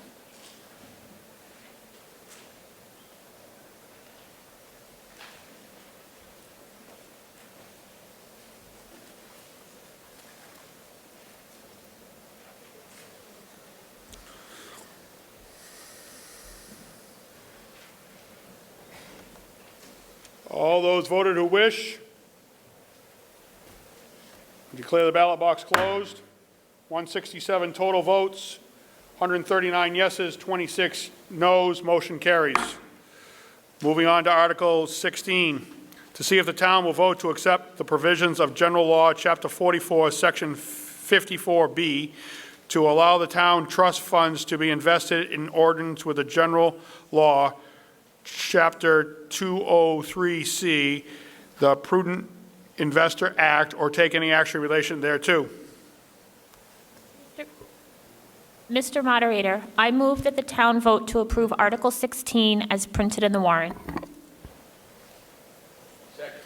Motion made and seconded. Recommendation of the Finance, please. Mr. Moderator, the Finance Committee recommends favorable action on Article 16. Is there any discussion on this article? Is there any discussion on this article? Is there any discussion on this article?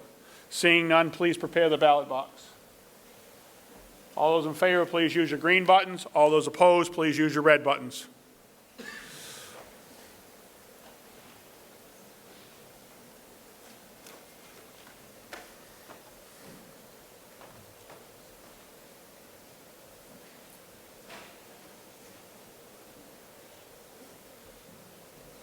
All those voted who wish, declare the ballot box closed. 165 yeses, 165 total, 150 yeses, 12 noes. Motion passes.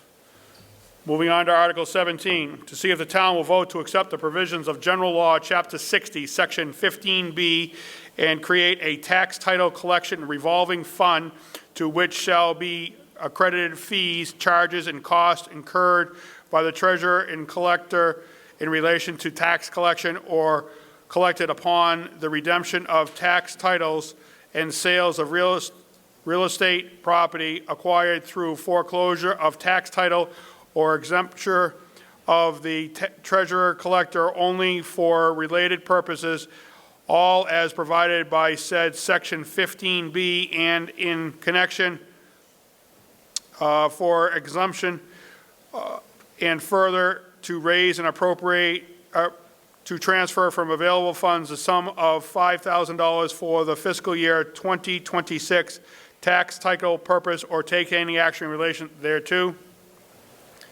Mr. Moderator, I move that the town vote to approve Article 17 as printed in the warrant.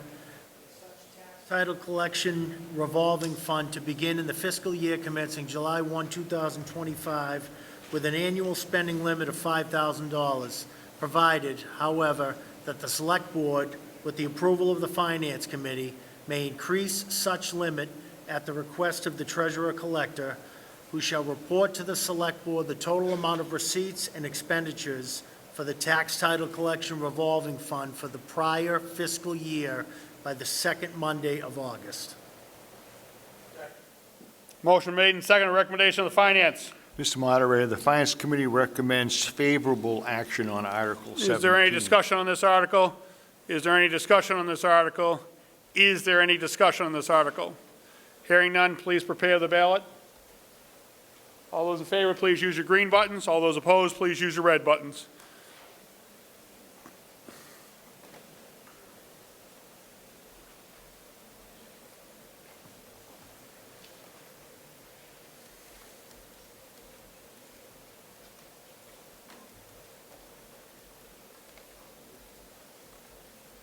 All those voted who wish, declare the ballot box closed. 159 total, 136 yes, 22 noes. Motion carries.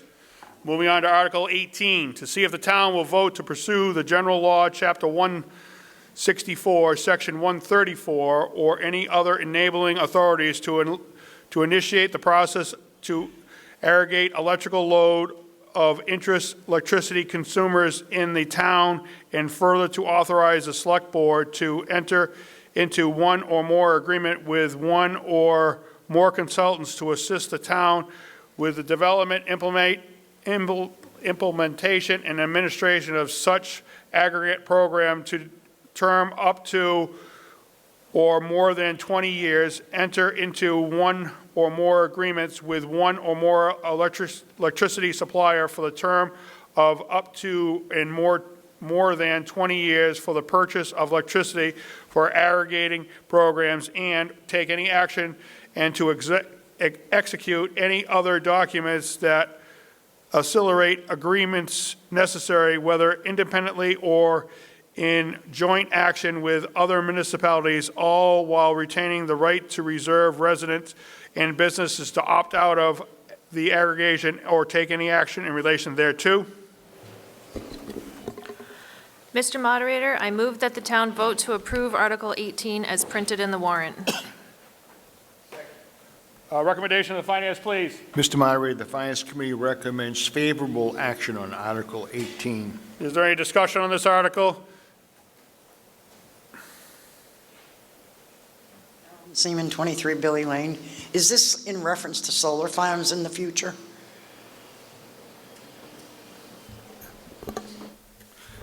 No. So just to briefly summarize, so this is a goal of current Select Board and prior Select Boards.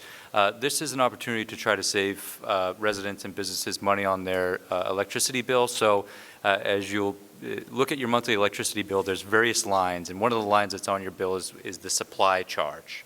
Opting into this program and developing a municipal electricity aggregation plan allows the town to seek a more advantageous rate, a more competitive rate for residents. If you have an existing supply agreement with another provider, you can opt out at no cost, but this is an opportunity for the town to negotiate a lower rate for you on your behalf. But not through solar farms? Okay, thank you. Is there any other discussion on this article? Is there any other discussion on this article? Is there any other discussion? Hearing none, please prepare the ballot box. All those in favor, please signify by using your green buttons for in favor, red buttons for opposed, please.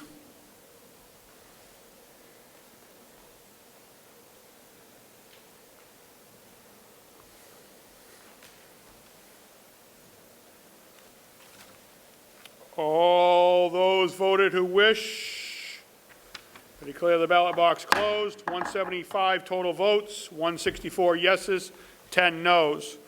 Moving on to Article 19, to see if the town will vote to authorize the Select Board to petition the General Court to take necessary actions to enact special legislation authorizing and directing the Worcester Regional Retirement System to retire Detective John D. Sonji pursuant to the provisions of the General Law, Chapter 32, Section 100 and 100A, and further to authorize the general courts to make clerical or editorial changes of form only said petition without prior approval of the Select Board, and to authorize the Select Board to approve such amendment as may be requested within the public process of the petition or take any action in relation thereto.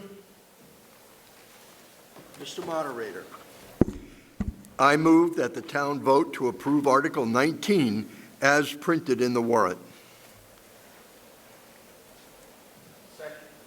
Recommendation of the Finance. Finance Committee recommends favorable action on Article 19. Is there any discussion on this article?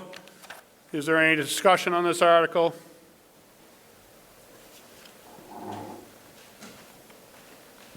Mr. Moderator, I think that our state senator and representative are working on this. I'm wondering if what relationship this article has to that. Excellent question. So this was included at the request of the state senator and state rep. So this was approved on December 3rd of 2020 at the special town meeting. That was, I think, 1 or 2 legislative sessions ago. So those sessions have expired.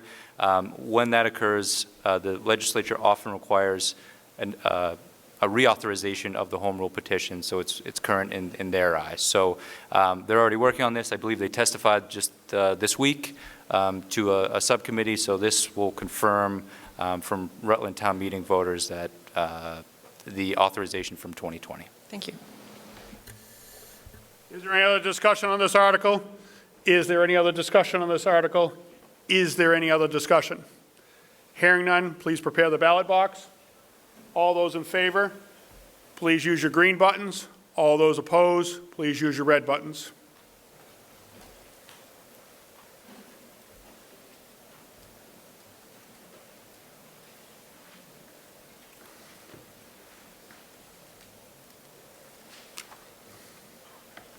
All those voted who wish,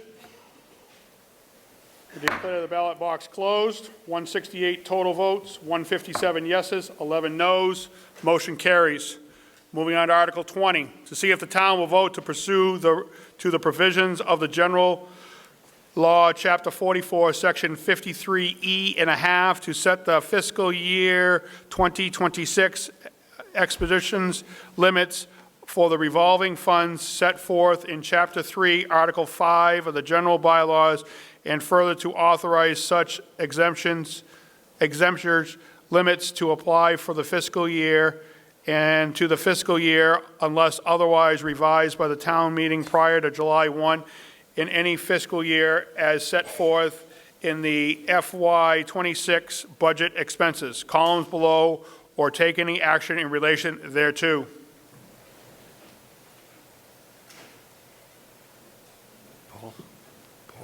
Mr. Moderator, I move that the town vote to approve Article 20 as printed in the warrant. Motion made and seconded. Recommendation of the Finance. Mr. Moderator, the Finance Committee recommends favorable action on Article 20.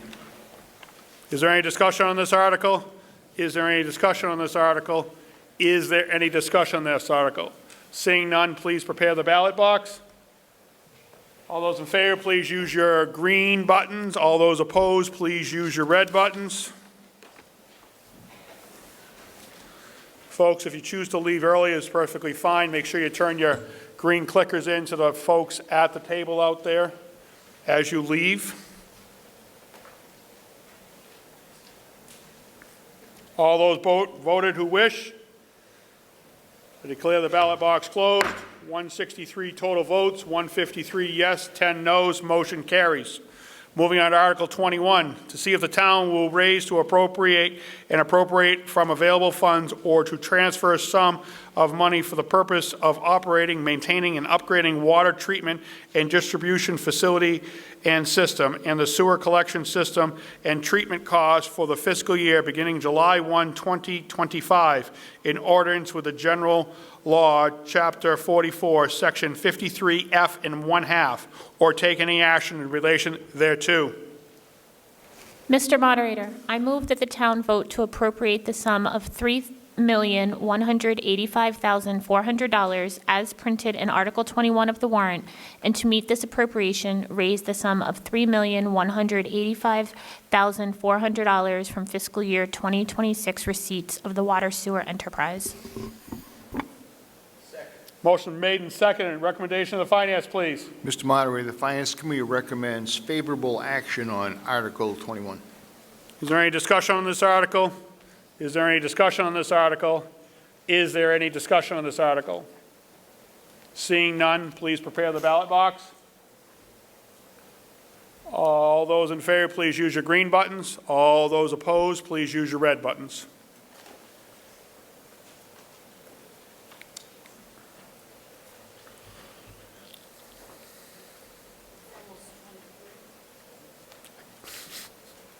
I'll probably skip that one when we get there.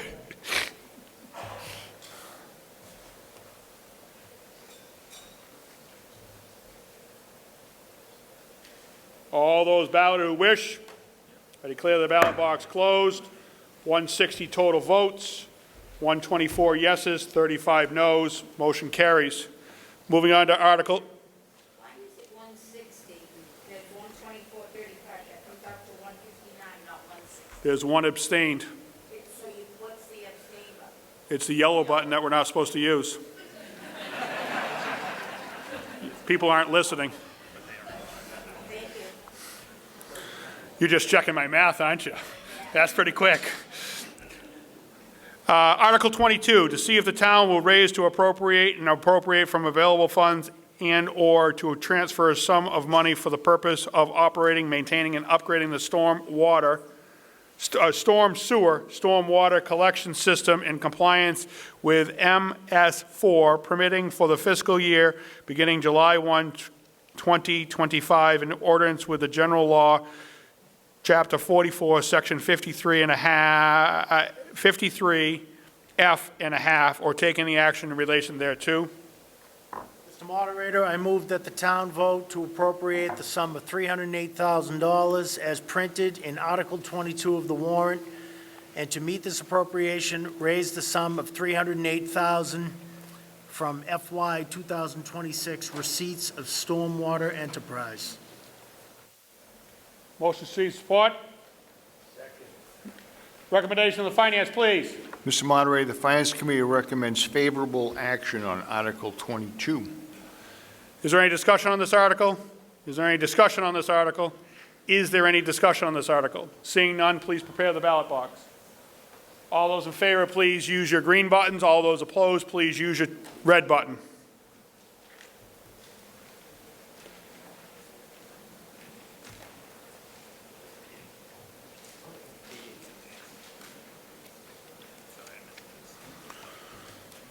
All those voted who wish. I declare the ballot box closed. 158 total, 126 yes, 30 noes, 2 abstained. Moving on to Article 23. To see if the town will vote to accept and to expend such funds of money for the highway improvement as may be available to the town under the authority of the general law, Chapter 90, or take any or any other applicable laws, or take any action in relation thereto. The town vote to approve Article 23 as printed in the warrant. Recommendation of the finance, please. Mr. Moderator, the Finance Committee recommends favorable action on Article 23. Is there any discussion on Article 23? Is there any discussion on Article 23? Is there any discussion? Seeing none, please prepare the ballot box. All those in favor, please use the green buttons. In favor of, red buttons, no. And if you don't do the C, it'll be easier on math for me.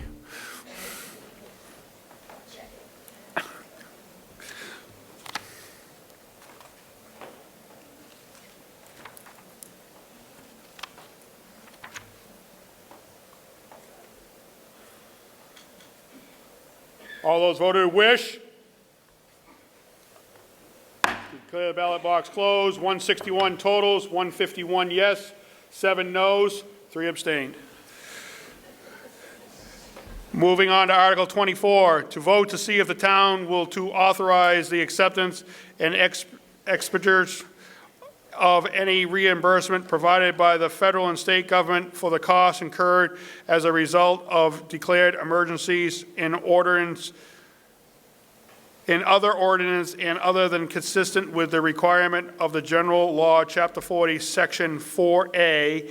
The select board or town administrator are authorized to enter into a intermunicipal agreement or agreements on behalf of the town for emergency response purposes on such terms and conditions as the select board or town administrator may determine or take any other actions relation thereto.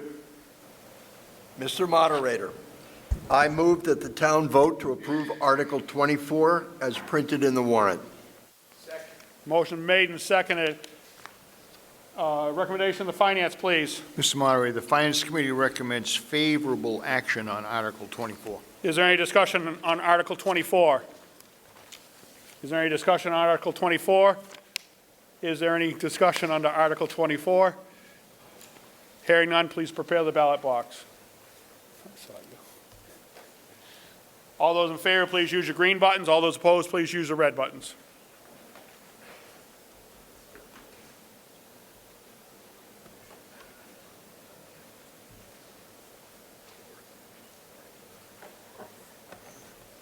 All those voted who wish, I declare the ballot box closed. 160 total votes, 145 yeses, 9 noes, 6 abstain. Darren, you did that, didn't you?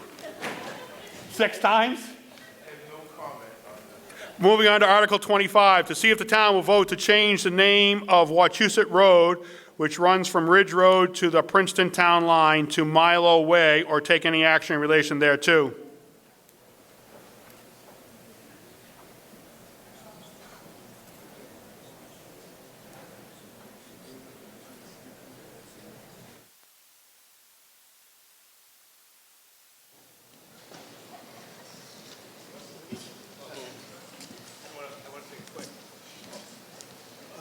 Yeah, Mr. Moderator, I'd like to, I'm not real familiar with Robert Soderberg, 3 Ridge Road.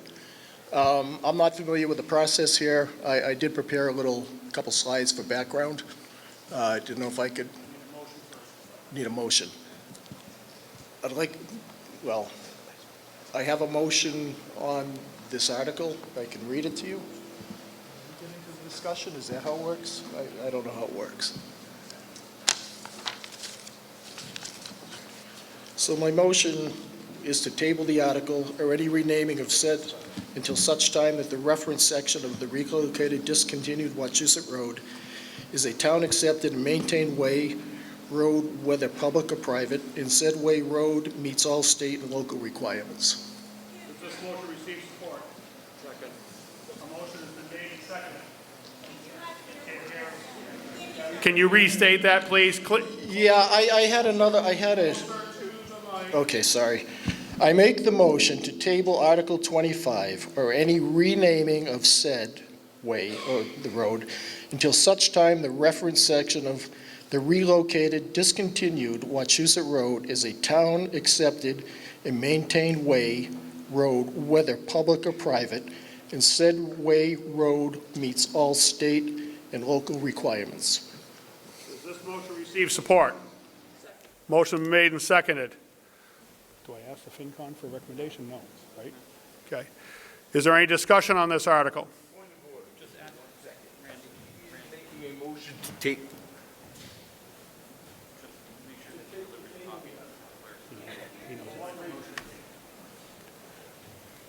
Darren, you have a question? Just a point of order, is he making a motion to table this article so we're not? Yes. Okay, thank you.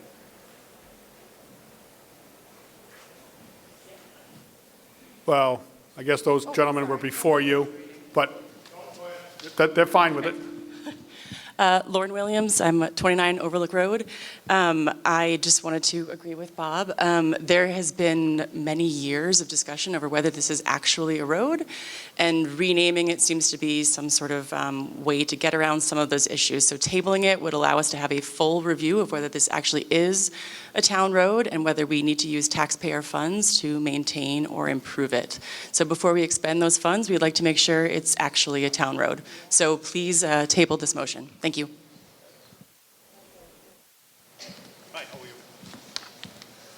Mark Wild, 24 Barrack Hill Road. I guess my question is towards the person who brought the article. I don't know who the people were that brought the article. Oh, they're not here. Okay. So my question would be, at the time, I'm sure Wachusett Road was a road at some point, and the article is pushed by the police and also by the post office for emergency purposes, people can get the mail, etc. I do believe the planning board has approved several lots, frontage lots on that road, and I do know that one building permit has already been filed, and I do feel that for safety, security, and that type of thing, we need to relabel that road because the two roads are parallel and they both have the same name, and just for clarification. My vote is yes, that we move forward to rename. Through you, Mr. Moderator, the renaming of ways in town is an executive function of the select board. So any vote that the town would take on a substantive motion under this article not the motion to table, but if the motion to table is defeated and someone were to make a motion for action under the article, it would be non-binding and would just be a sense of the meeting, because this is not a legislative function to rename ways, it's an executive function held by the select board. Okay, then I would make a motion that we say yes to the renaming, or no to the tabling. I'm a little confused, sorry. Did I say that right? Only because there's A&R lots approved and building permits have been filed.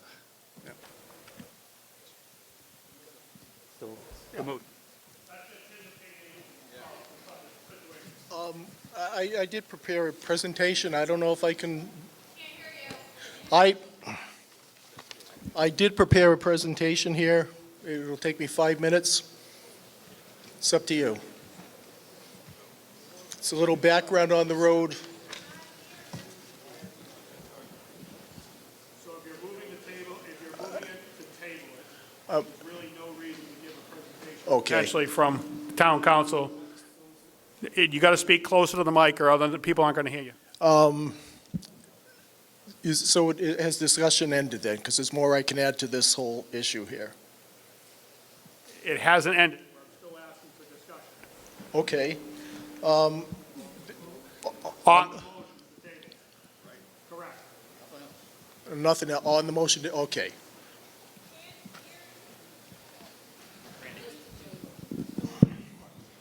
Your motion is still on the floor. On my motion or this other gentleman? Your motion. Okay, The other motion never got to the floor. okay. You want one motion on the floor at a time. So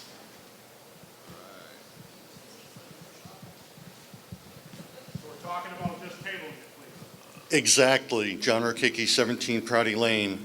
I think in my wandering up here, I've come to understand that tabling this simply allows us to move forward towards going home, and that ultimately the select board gets to make this decision regardless of what this board says.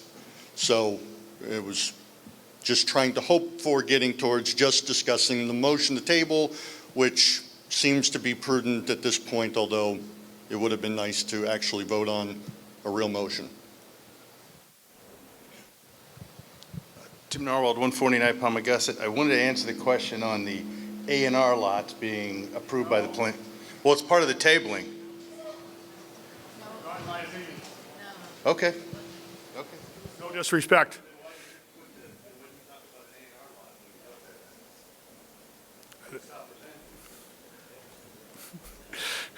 Is there any other discussion on the amendment? On the motion that was different than what the article was read as? Still the main motion. Still main motion.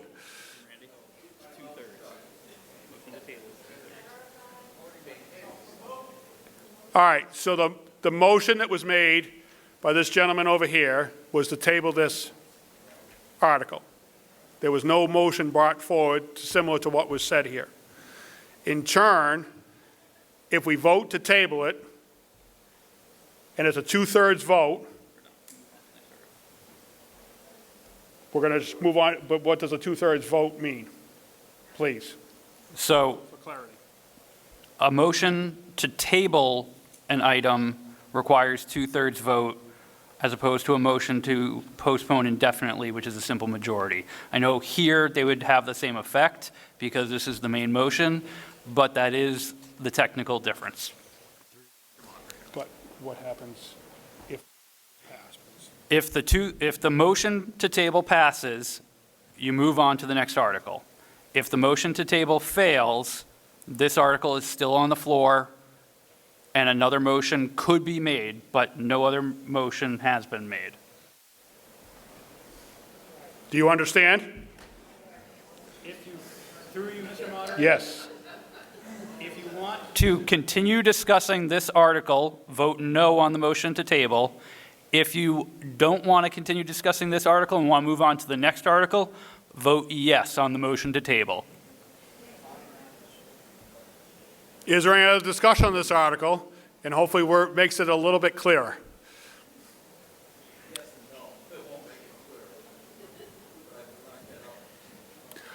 So, this is a 2/3 vote.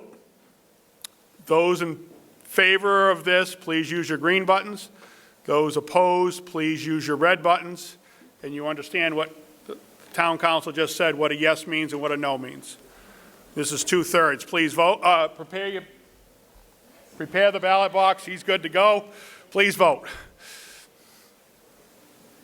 Wow. Good thing I got an election this year. They'd probably fire me, huh?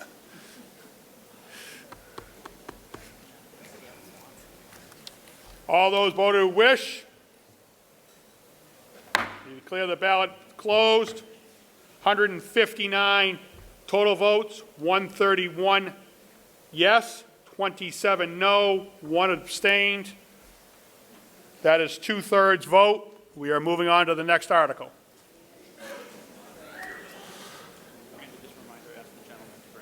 Don't forget to bring your motion up, Bob. You have to bring your motion up here and give it to the town clerk. Needs it right now. Otherwise, you'll forget probably. Moving on to Article 25, to see if the town will vote to no, that's 26. Yeah, we were just there. Article 26, to see if the town will vote to instruct the Board of Selectmen to petition the state legislature for the home rule exemption to Massachusetts fluoridation law, Chapter 111, Section 8C, so that the town of Rutland can put in place an ordinance banning community water fluoridation or take any action in relation thereto.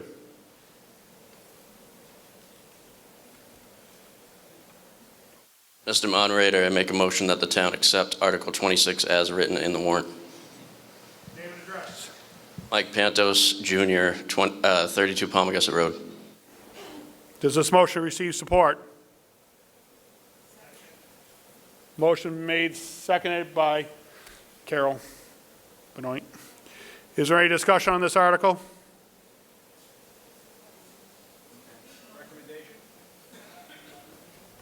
It's a citizen's petition, so I don't need a recommendation. Vivian Budnick, 151 Pleasantdale Road. Is there a medical reason to ban fluoridation when there is a lot of evidence on the contrary that fluoridation really have helped dental health? May I speak to the motion to the article as a petitioner? Mike Pantos, Jr., 32 Palmagussit Road.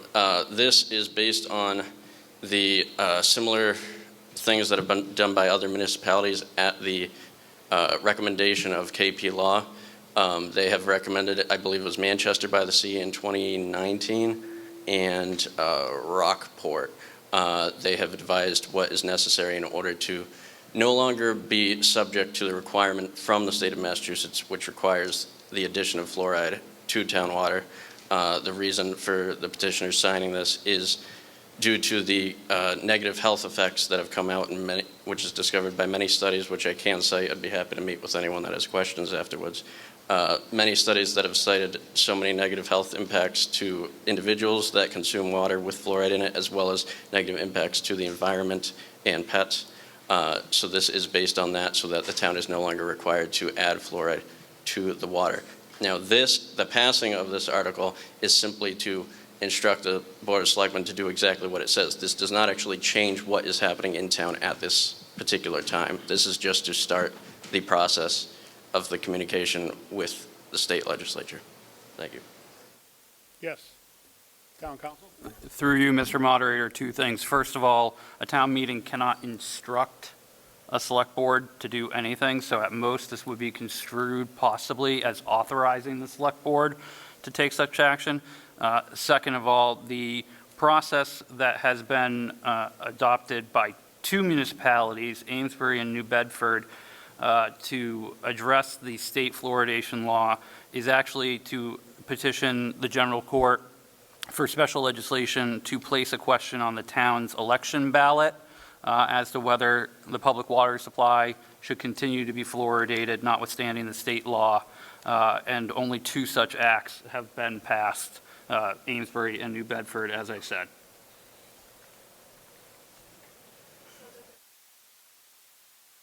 Diane Spindler, Glenwood Road. Is the town paying to put fluoride in the water? Does anybody know how much? I mean, we keep looking for places to save, and this seems like it'd be an easy place to save a little bit of money if we don't have to put fluoride in the water. CDC is now finding that fluoridation in the water is causing young children to lose some brain cells, so to speak. And there's other problems with it. There's been kind of a myth that fluoridation is actually helpful for teeth, and that's not actually true. If you put it on the outside of your teeth, it's helpful, but not necessarily in the body. And personally, I don't like the fact that I'm being drugged with fluorine, and I don't want to be. So I'm just putting that out. Thank you.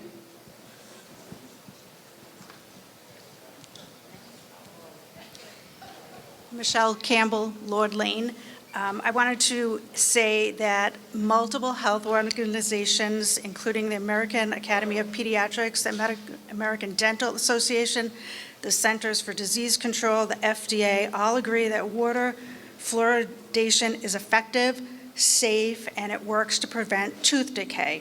There are no studies in the United States that show that it has any detrimental effects. Studies that are being cited were done in China, India, Iran, Pakistan, and Mexico, which fluoridate their waters at a much higher level than the United States. Rutland has a very low and safe level of fluoride in its water, and we should keep it because there are multiple health benefits for our children, and it saves money in the long run for personal dental services. Thank you.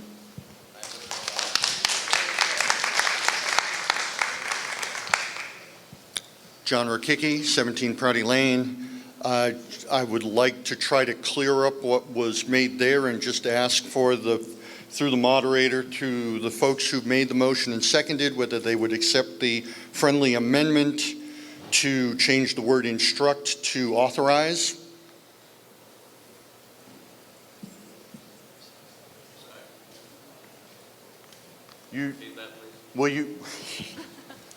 Will the motion maker and the seconder be willing to accept the friendly amendment of changing instruct to authorize so that you don't run into what was mentioned up here?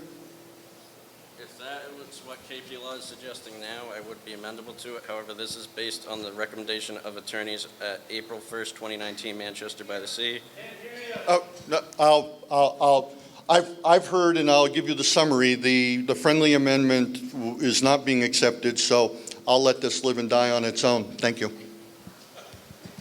Okay.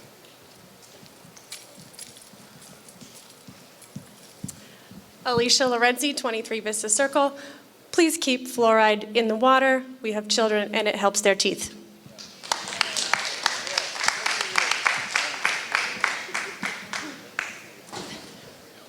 Tressa Santello, Charnock Hill Road. I agree with the last person, and I just want to add that whoever has brought this petition forward would need to cite on record specific studies that suggest fluoride is harmful. So unless we hear any of those studies, the existing research, which another person mentioned, including the American Pediatrics, American Cancer Society, et cetera, stands.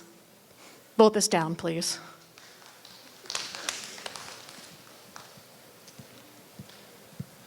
Alex Moss, 119 Brittenell. Look for your own facts, that's fine. But I think the idea of voting this down for budgetary reasons when we just spent $180,000 on a mini snowplow for the sidewalks is ridiculous. So please do not vote on a budgetary reason thinking that fluoride in our water is a good place to cut money, because you'll end up paying for it with your dental bill. Thank you.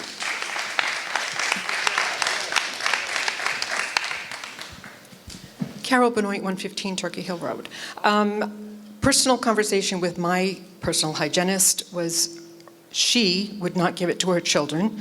She would put it on the teeth of her children at a dental appointment, but not to ingest it. Second, fluoride is easily accessible if you want to take that medication on your own, but to make everybody else take it too, if they don't want to, it seems black and white to me. And I'll leave off the cost. Although there was a period of time, I don't even know if it's in our water right now, because during COVID, the state ran out of it, and we took it out of the water because we couldn't put it in, and I don't even know if it's been reinstated yet. So I don't know how long we've been without fluoride, if we are.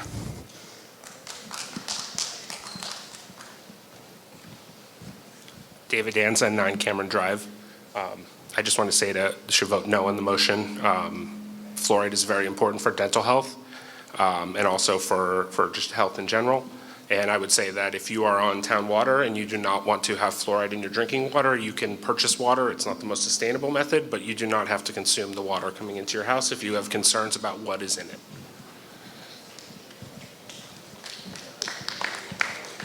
Michelle Campbell, Lord Lane. Fluoride supplementation is often not covered by medical insurance or dental insurance and costs on average about $25 a month. That's just for one child. So if you have multiple children, do the math.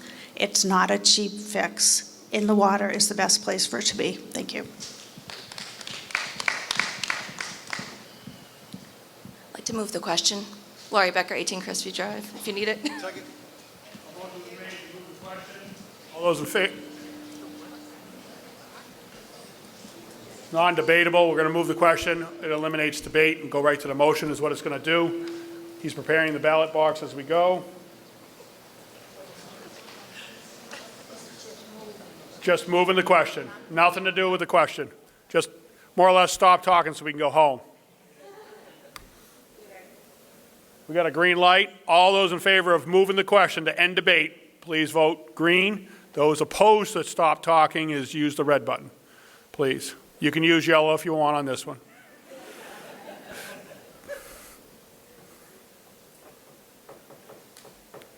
I'd like to wish everybody a happy Mother's Day that's a mother that's coming up. I encourage everybody to go to the town election, which is on Monday, which is the 12th, and the polls are open from 7 to 8. Please get out and vote. We don't care how you vote, but please go up and vote and do that. All those voted who wish on moving the question, I declare the ballot box closed.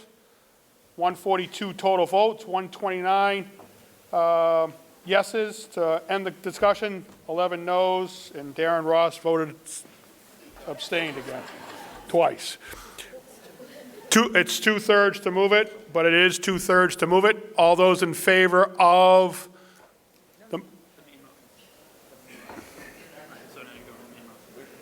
All those in favor of the motion up here, those in favor, please use the green button. All those opposed, please use the red button.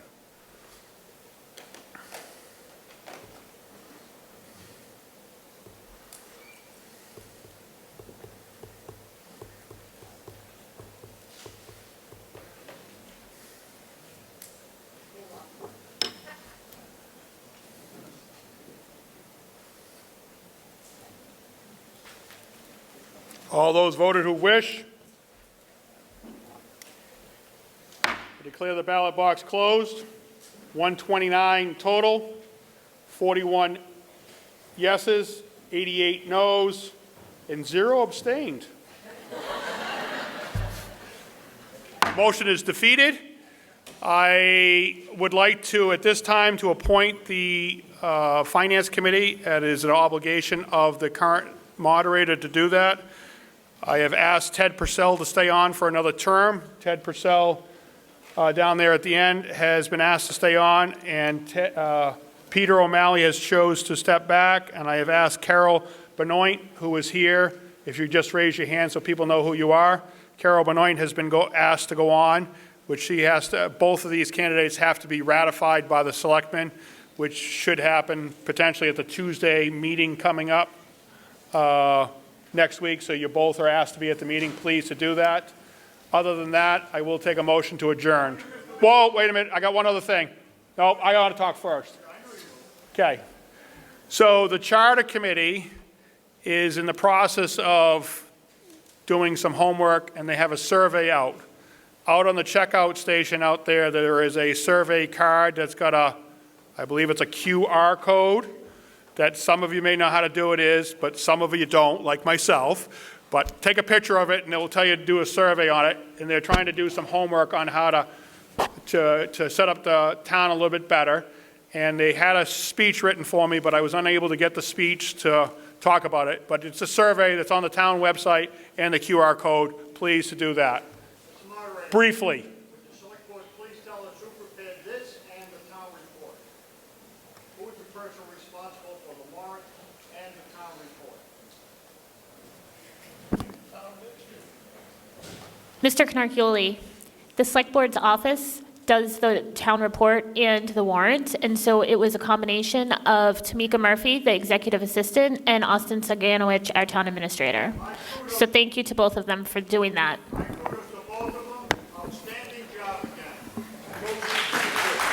All those in favor of adjourning? All those opposed, same sign. Turn your ballot box, your tablets, thingy.